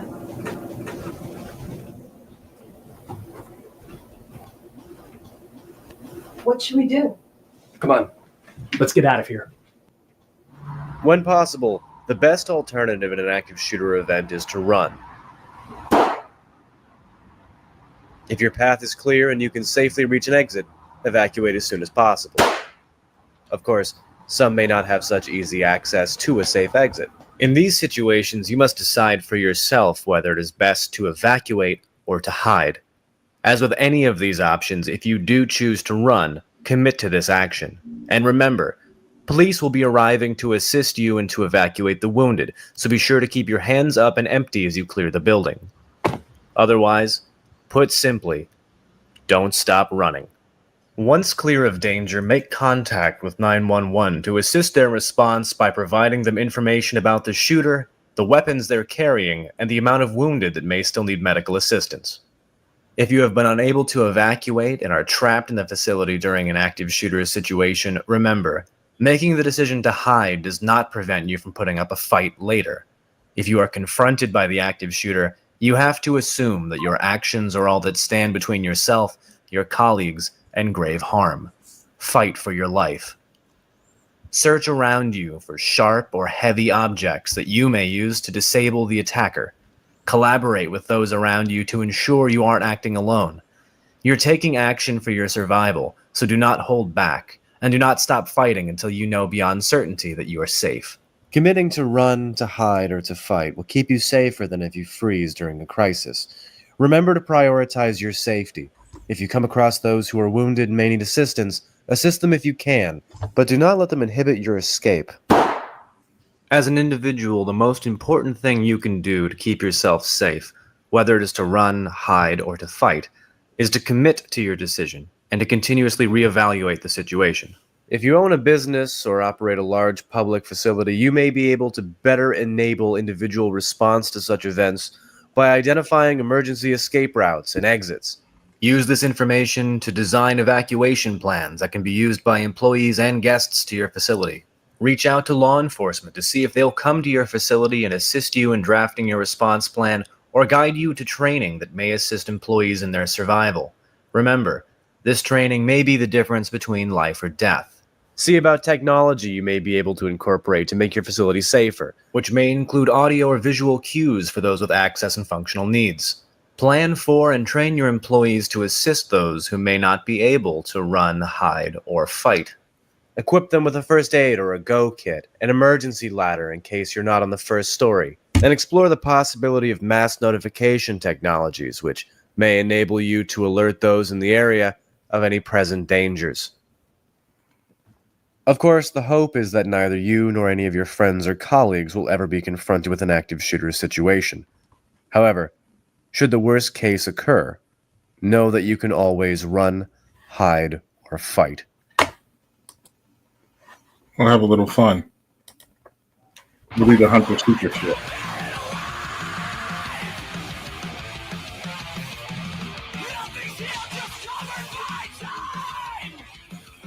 This is nice active shooter training. This is similar to the diamond training we had to get certified in. All the officers who are already on the street took us out the district for a month, and they had us training an active shooter response and de-escalation and other community relations and community policing for a whole month. Where now new recruits get this training anyway in the academy.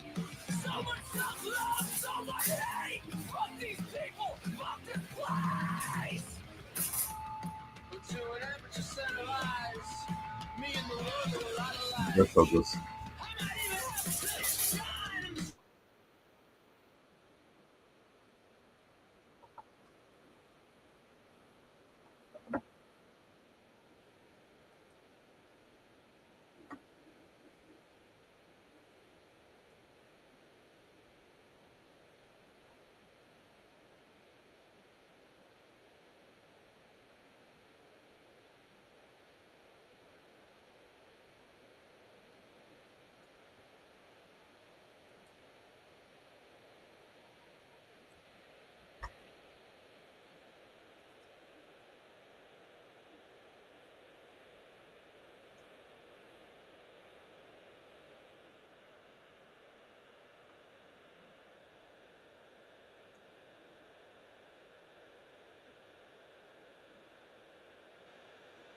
that's called a shoot, don't shoot scenario.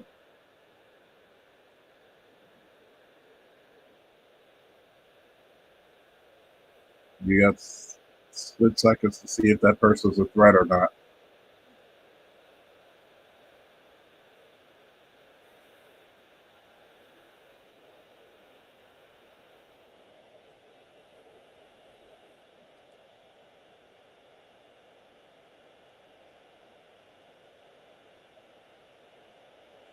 And remember, you could be doing this to a whole school, a whole warehouse, a whole building. It can be tiring. You got to go up flights of steps with all the gear.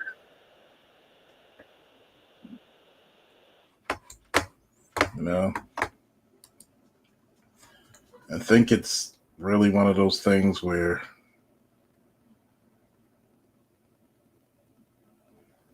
I think this might be a good one.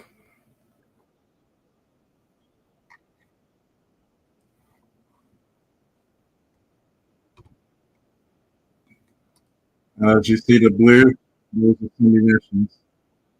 They're faster than paintballs. They sting like a motherfucker.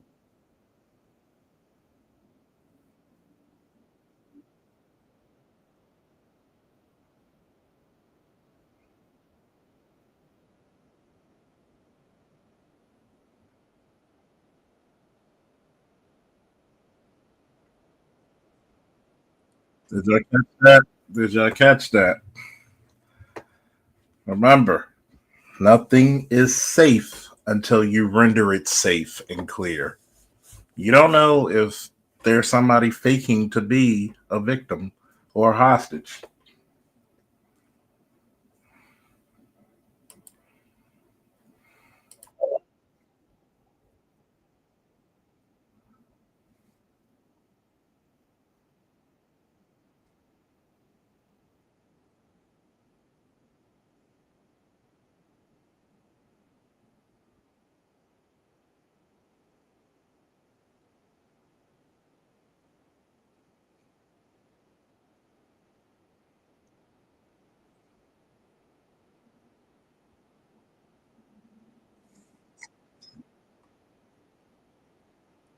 First thing you want to do is actually, if you got enough people, number one, you secure the weapon. Number two, call for medical. I'll say this: secure the weapon. Make sure there's nobody else armed in that vicinity. Then call medical, emergency medical. Safety first. They're not going to come. You got to make sure that scene is rendered safe because medical is not going to come until it's rendered safe.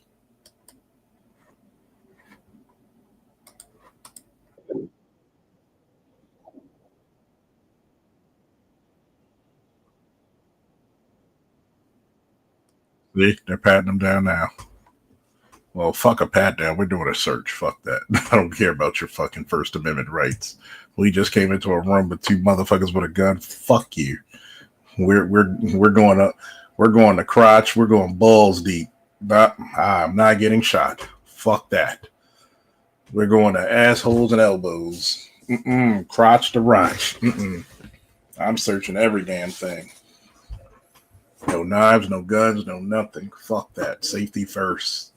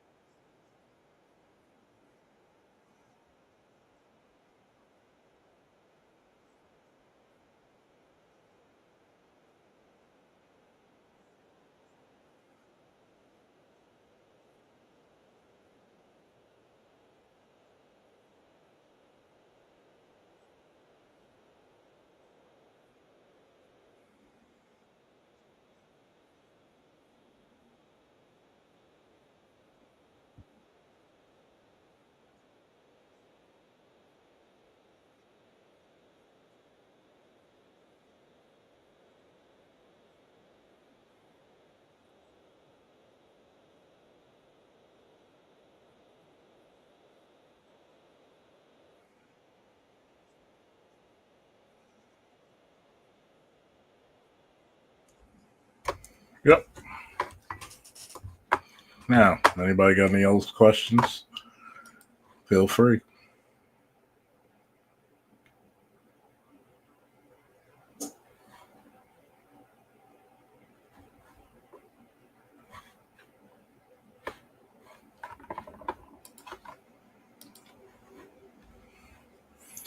Anybody got any other questions? I mean, I think that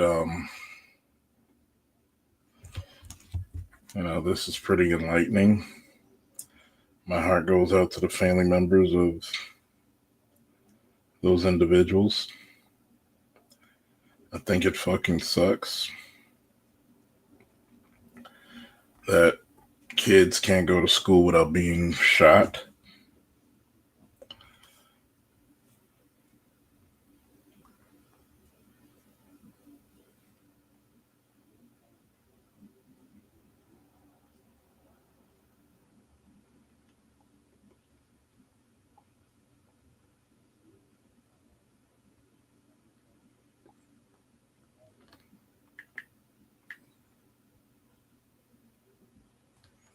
I think we need to come to some realization that a lot of these schools should have had security. I don't want to beat up on a school while they're down, don't get me wrong. But I think we should have put more protocols into things that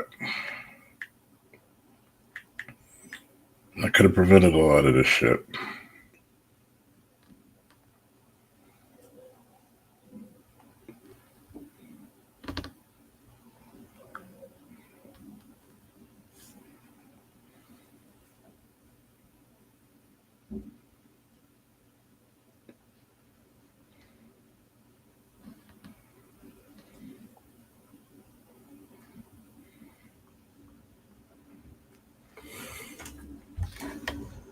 Well, I guess that might be true. Might be true.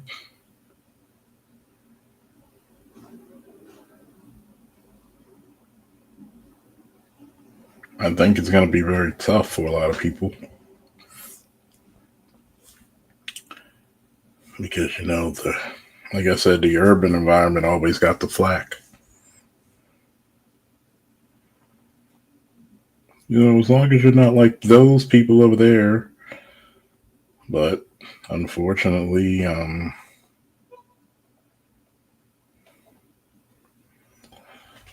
this is what happens when you don't take things into consideration. You don't plan.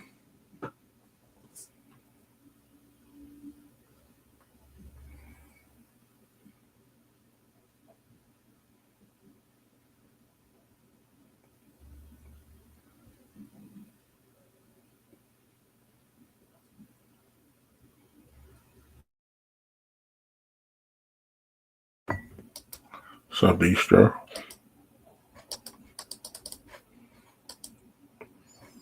And I'm thinking there's new information probably coming out right now.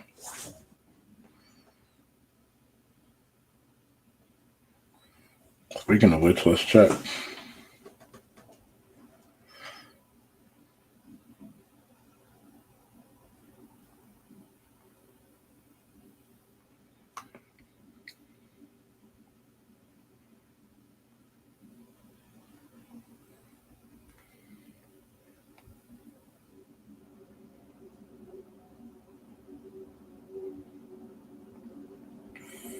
Wisconsin governor orders flag to be half-staff.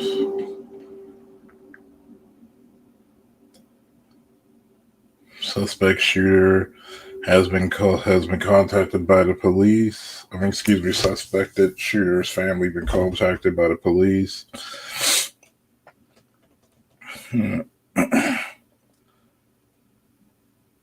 Officers were in special training for emergencies when the call came out.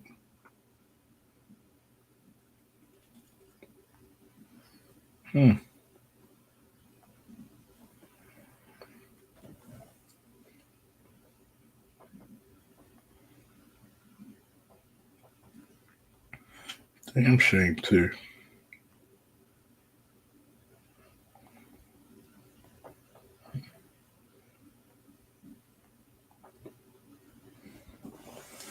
Oh, here comes the live.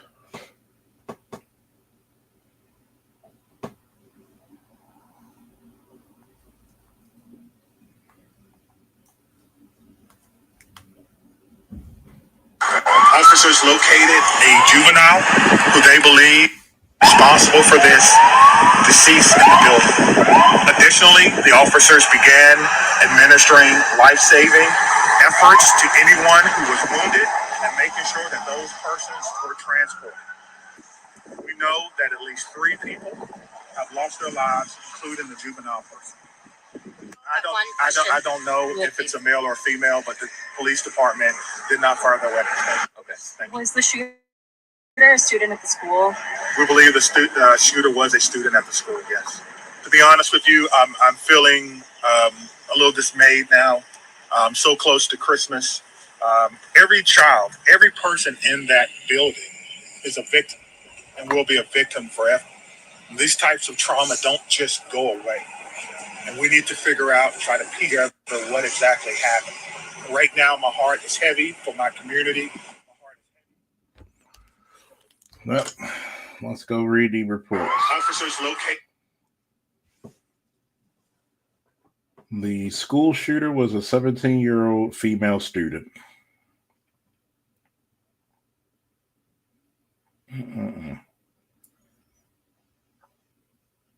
Right before Christmas break, huh? Victims: a teacher and a student were killed in the shooting by a fellow student. 6 other students are being treated at local hospitals, 2 in critical condition. The shooter, 17-year-old female student, a law enforcement official told the Associated Press. Police in Madison, Wisconsin, said the shooter apparently was dead by suicide when the officers arrived. The shooting took place at the non-denominational Abundant Life Christian School, which has about 390 students from kindergarten all the way up to high school, according to its website.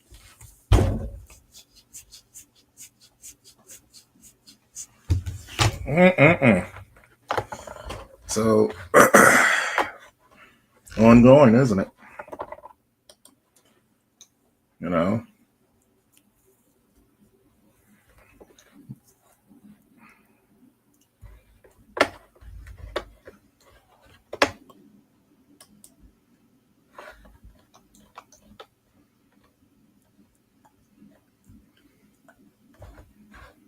Let's see what I can find out.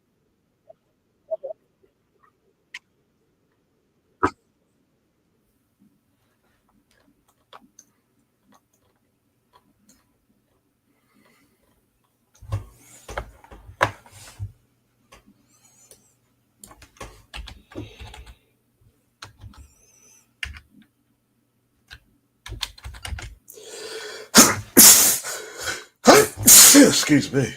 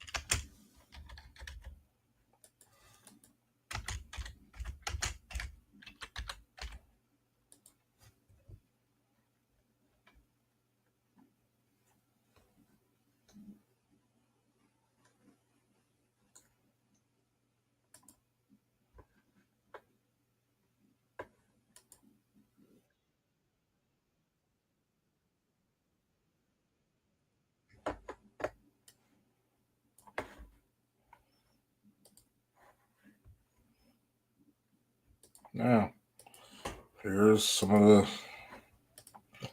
When it gets real, man. There we go. get to the real one. Push an LPV up. Push an LPV up. Reloading.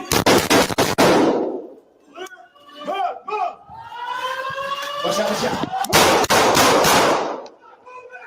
Stop moving! Get your hands away from the gun! Watch left, get your hands away from the gun! Secondary! Get secondary for God security! We'll go back to the start. Push an LPV up. Push an LPV up. Reloading!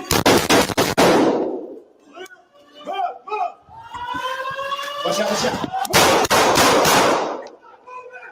Stop moving! Get your hands away from the gun! Watch left, get your hands away from the gun! Secondary! Get secondary for God security!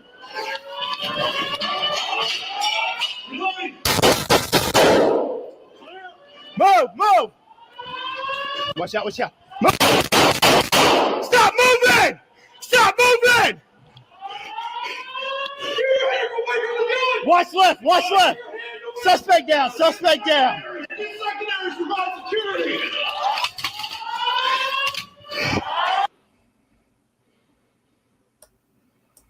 Yeah. Wow, wasn't it? I don't even think that's the longest part. Pretty wild, right? It can go down that quick, man.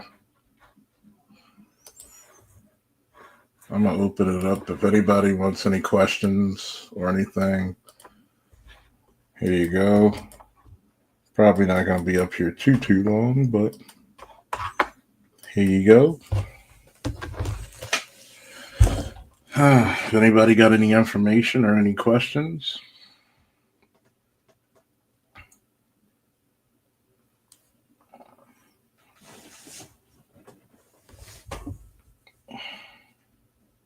Oh, what did I tell you about? They're using this as propaganda for banning guns. President Joe Biden called the shooting at the Abundant Life Christian School shocking and unconscionable in a statement Monday. We need Congress to act now, he said. From Newtown to Uvalde, Parkland to Madison. Too many other shootings that don't receive attention, and this is unacceptable, that we are unable to protect our children from this scourge of gun violence. Notice you know the whole thing about gun violence. Instead of just saying violence, we can't continue to accept it as normal, he said. Every child deserves to feel safe in their classroom. Students across our country should be learning how to read and write, not how to duck and cover. He said that he and his wife Jill are praying for the victims. He thanked first responders who arrived quickly and said the FBI is supporting local law enforcement efforts. His team also reached out to local law enforcement to offer further support at his direction. He said that while his administration has taken aggressive action to combat gun violence epidemics, more is needed.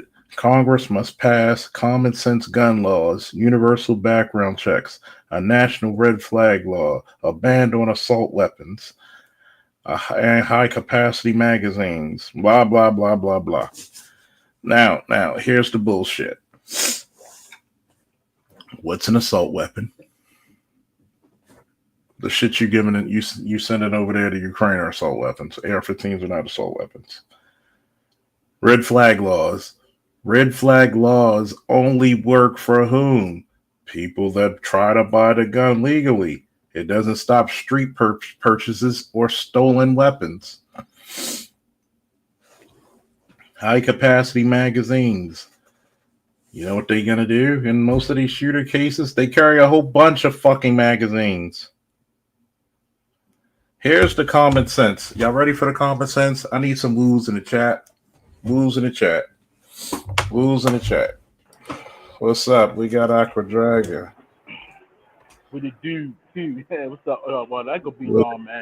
It's a I have a business. question already, man. Do you think after all these shootings that's going on, do you think it's a gun problem or a mentally unstable people problem? Just your opinion. Sound like you out and about or around people. Hopefully they're listening. I'm gonna be honest to you. I could leave a gun on the table fully loaded. If nobody touch it, does the gun shoot anybody? No. No, sir, it don't. So when they're talking about gun laws only hurt people who use them responsibly. You already have all the. No, I agree. You already have these laws in effect. Mm-hmm. That's the total bullshit of it all. You have, you have these in effect. Yeah. Here's the biggest question nobody will ever ask: why weren't there any security or resource or school police officers? In Baltimore City, you got school police, and in Baltimore County, you have resource officers. I understand it's a private school, but a private school can afford to have armed security. And it's not about your imagery, because guess what? And it's not about your religion, because God puts people there to protect you. Maybe, just maybe, those security officers are the blessing of God protecting you and the students. Maybe, just maybe. Absolutely. You can't. Absolutely. Yeah, and you got to think, like, in regards to where you at, anything bad can happen. Anywhere where there's human beings, there's a possibility something evil can happen. So you always got to be on guard at all times, bro. You know what I'm saying? I don't care where you are. You can be within your own home. You got to be on guard. You know what I mean? Because there's still a small chance that the unexpected. You know what I mean? You got to think in Baltimore, right? They would expect something like this to happen in Baltimore. But you notice it happens. You notice it happens in the Midwest, in a predominantly white neighborhood, and it does not happen in the so-called urban environments as much as you think. Like I know it's going to be days, if not weeks, till we get the full story or a semblance of a full story. But why wasn't there any guards or protecting? Because it looked like she already wanted to, because they identified it as a 17-year-old girl. I'm going to ask people this. Do you know what the difference between a soft target and a hard target is? Nah. A soft target is like a target that has little to no defense. Think of a nursery school, a mall with no police or armed security, a church with no security. A hard target is something like, possibly a military base, especially at the front gate. A police station. Why is it a hard target? Because you're looking at armed police walking around that bitch. You're looking at something that has a fortified defense, something that has a gate, something that has a serpent, something that can actually defend itself and hold its own. But they don't invest into that shit because they always want to worry about the image instead of the actual safety. Think about it. When you go to the bank, is there an armed guard there? In most cases, yes. And how was the money protected? It's protected by bulletproof glass and metal vault. And what else? Damn, beats me. Usually somebody with a gun. Oh yeah, of course. Yes. So why don't you have that at the places where the most precious resource you have, which are children? Why aren't they protected in the same way? You know why? Like I said, people don't think that stuff can happen at those type of places because they don't think people would target those type of places. But what you fail to realize, evil has no discrimination of who it hits. From a little kid all the way till a big dinosaur. If they're going to attack them, they're going to attack them. And especially, like you said, soft target. Like, for example, Charles, why do you think most shootings happen in certain places where it is soft target? Because they know they can get an easy win and more control and a better accomplishment versus going to a hard target. So they're going to take the easy way out. That's human nature. Yeah, that's why they take themselves out, because if somebody puts up a fight, they're already doing a cowardly act. They're picking on people who can't defend themselves. Who's being a bully? I hate bullies. And usually they're supposed to be the ones going against the bullies. Mm-hmm.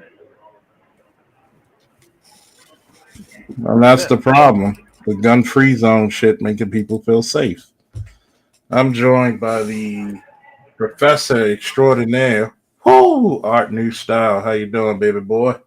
What's going on? Just got a meeting and I go to another one. But anyhow, I just came to share some light on some things you talked about earlier. Oh, and good evening, people in the chat, people on the panel. Good evening. Good evening. I was really interested in that because I know that different school districts have different protocols. So go right ahead. You got the floor. Kind of weird. I think both of the districts I work for sort of similar, but I think the bigger the district, the lesser the security. That's what I think. What I can compare with the two districts, because I think when it comes to that, it comes to a money issue, a funding issue. And so, like where I'm at, it's like I think like around 500 students, and we don't have any armed security like the district I had before. But the school police is on speed dial. Right, but that's. I have to ask you a question. Are the school police allowed to walk into school armed? Anytime. Yeah, anytime of course, they want. Because in Baltimore, they had a rule that they weren't supposed to, which I thought was one of the stupidest things ever to be spoken. Yeah, so the other part too is that to let you know, I know that the video said something about a lockdown. We don't say lockdown, it's a giveaway. We say code yellow. Yeah. So code yellow would be the one to shut your doors, don't let anybody in. If anybody's nearby, you bring them in the room. There's escape routes, of course, if that's called for. But for the most part, man, I'm just gonna keep it real. I know white folks feel a certain way when we say this. Usually these mass shootings are around like majority white schools. With the exception of Texas, because I think they were majority Latino. Majority white and Latino right there, yeah. But as far as the hood, they're trying to get one person. And it's probably somebody that didn't wait after school. Yeah, I'm about to say that, because usually it's targeted in the hood. You know what I mean? And Aqua Dragon, you from Baltimore, right? Oh, yeah, West Side certified. Oh, yeah, I'm from East. So I went to Lake Clifton. Everybody know Lake Clifton. If you're oh, hell yes. One of the worst schools in the city. I loved it. It treated me nice.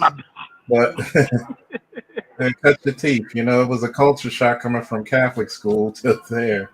I'll give you that much. But it's like I said, Art and Aqua Dragon, it's funny as hell to me because they always have this look on his face. And they're really expecting the urban environment to be the ones that have shit like this. And I'm like, believe it or not, the kids actually have a certain level of respect for school not to do that.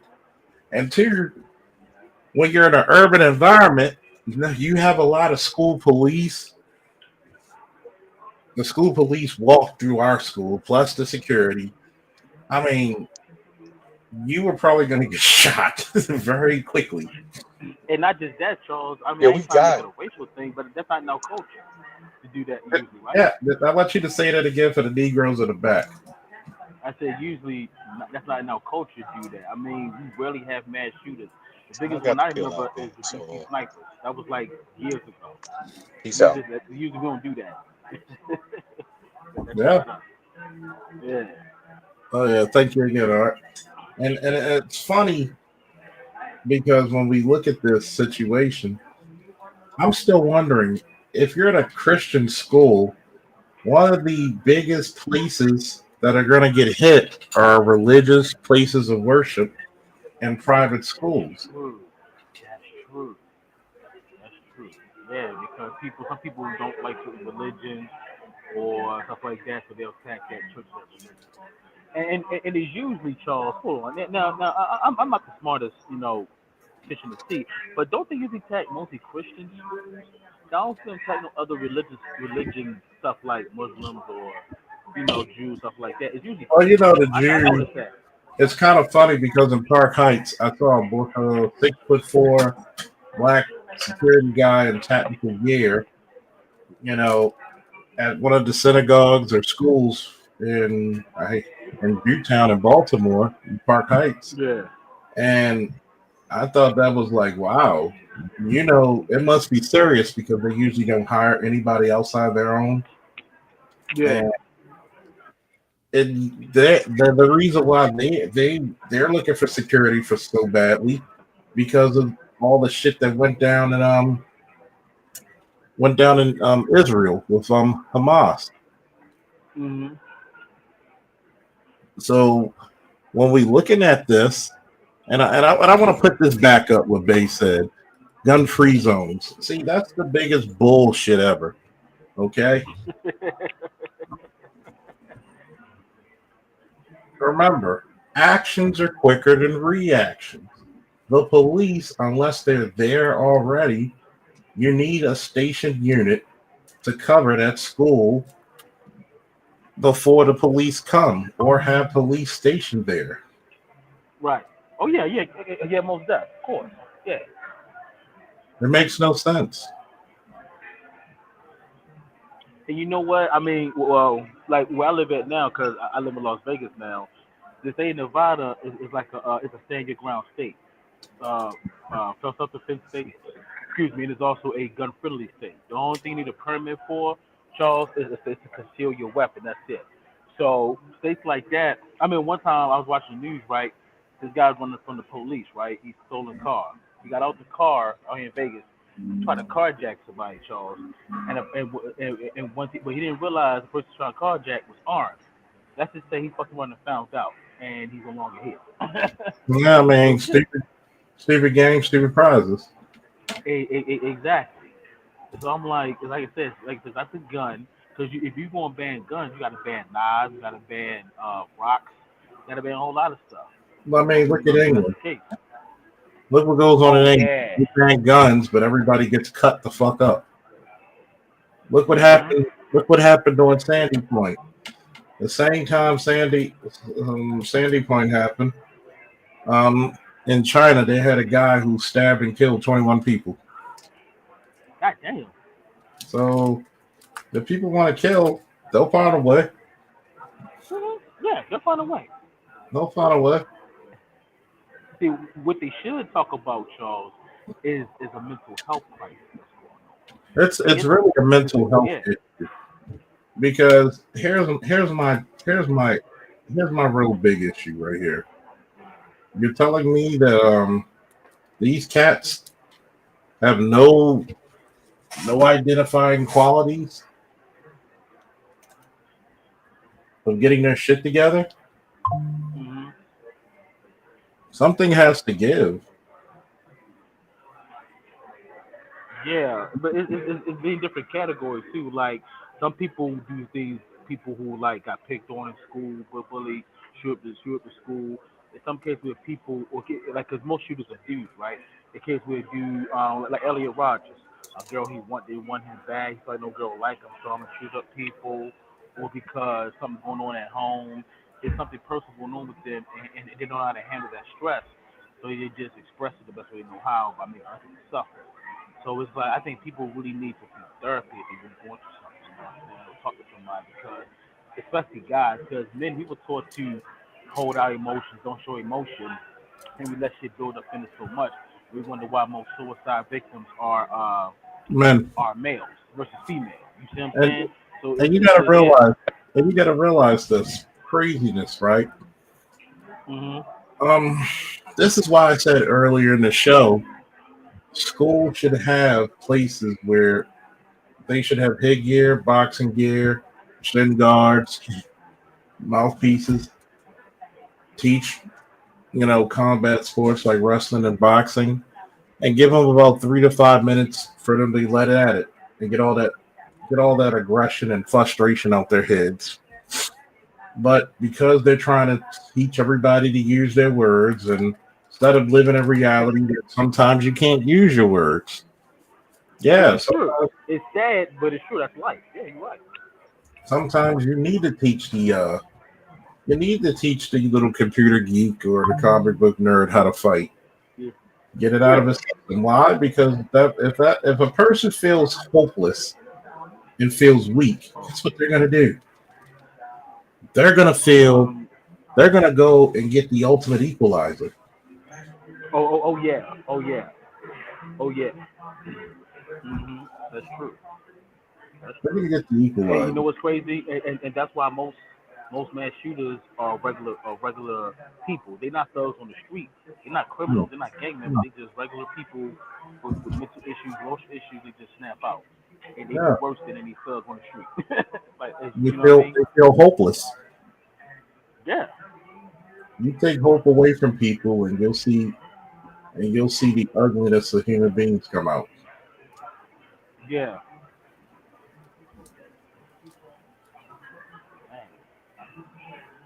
I mean, don't get me wrong. We all got issues, y'all. I mean, you know what's first. We all go through things. Yeah. You know what I'm saying? Some worse than others, but it depends how a person channels it and handles it. You know what I'm saying? It's the stuff like that. So every time I see something like this, where people express it in an extreme way, it gives me more hope. It makes you realize how strong I am to be able to handle my own personal issues. Yeah. I realize it maybe it ain't that bad because a lot of times, Charles, and I said this to I was watching a video on YouTube of a guy who's an incel.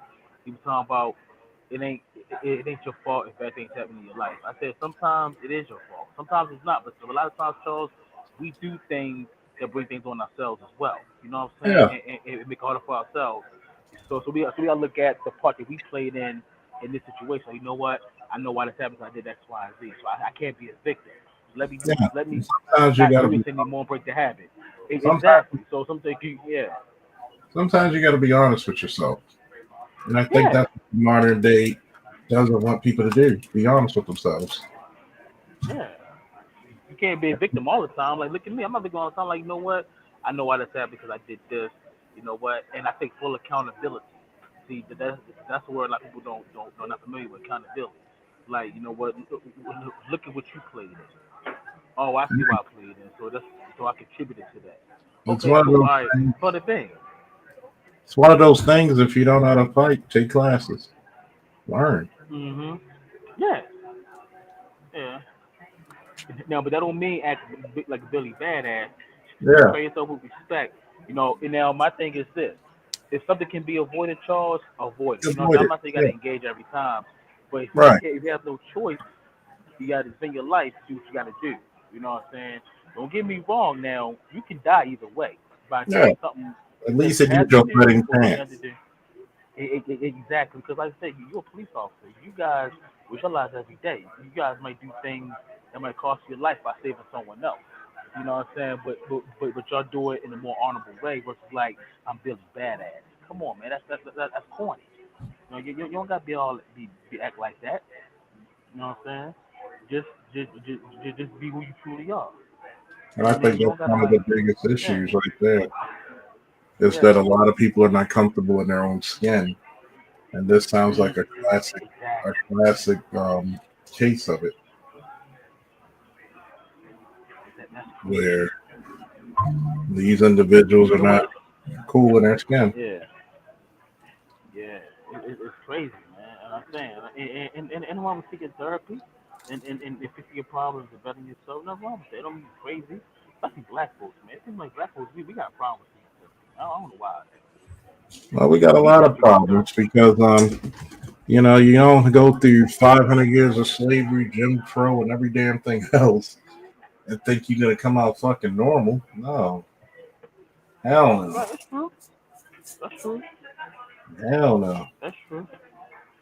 That's true. But it don't take much to take that one step. The first little step, take the second step, and let it build up. Like a snowball going down the hill.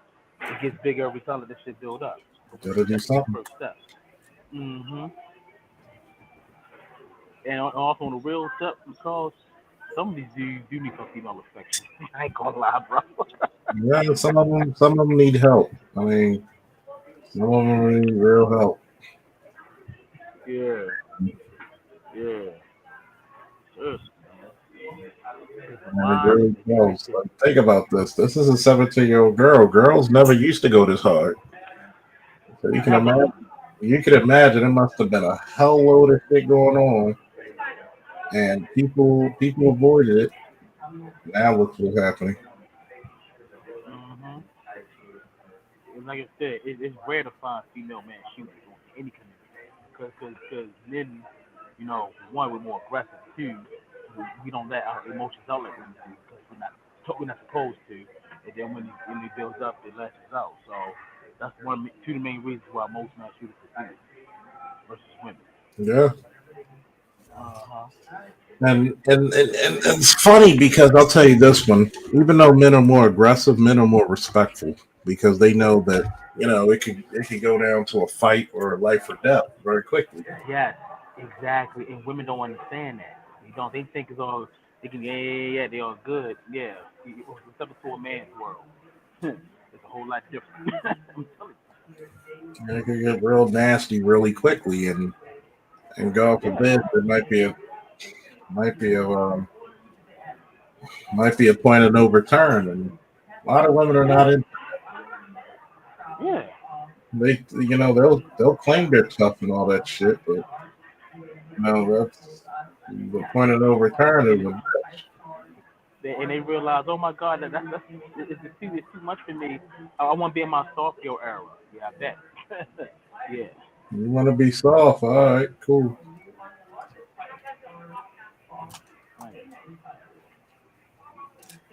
You want to be soft? All right, cool. Everybody wants to be a soft girl because y'all been strong and independent, and see how far that got you. But you know what though, Charles? It seemed like when I had these conversations, right? Now, I'm a little liberal and conservative. I'm a little both. I'm not too much of the other. But it's like when I say I want a woman that's going to be submissive, respectful, and when she's with me, I pay most of the bills. I don't mind doing that. Yeah. I get told that those days are over. You're a chauvinist, or women ain't going for that. I'm like, what? Well, that's because they usually can't find a man that's willing to do that because they don't really want to talk to that guy. I'm like, I said, well, most women, including the independent ones, they deep down they want a man's going to take care of them, hold it down. It's in your nature. But it seemed like when I talk traditionalism, it seemed like I'm wrong for that. Like, Because it's foreign to them. That's why. right. And I said, cats meow and dogs bark, don't they? The same thing they did 1,000 years ago. Ain't nothing changed. What the fuck? Charles, I'm telling you, man, people so far gone from real reality. They live in this matrix world, this make believe world. I said, no, I live in the real world. Well, you got to realize they've been trained. A lot of modern women have been trained to be men, but when they crash out because they're not used to how men deal with shit. Mm-hmm.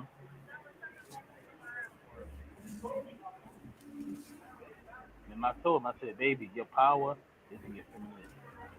That's some powerful shit.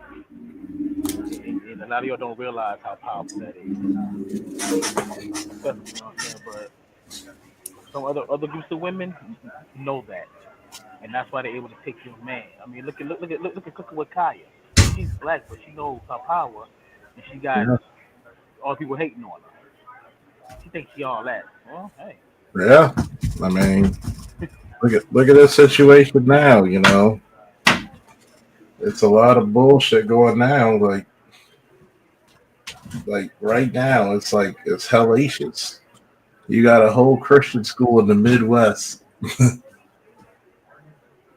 they going to fuck off about this shit. And it's like, damn, y'all really using your damn brain cells with this shit. If you had it to begin with. No cap. Sure. Well, all right, Charles. I'm gonna go ahead head back to work. Good chatting with you. Good chat with you. You be safe, man. All right, peace. Peace. And I don't know who's got a live stream tonight, but hey, it's gonna be interesting in this week. So I'll try to give you more coverage. If does anybody else have any more questions they want to ask or anything? If not, I'll shut it down. There's a lot of nuance in this stuff. I mean, it's still a lot of information that we don't even know about right now. So prayers go up to the families of all the students, those who are here and not here, and the faculty. It's a damn shame you got to go through this shit. But, let's get out of here. Peace, people.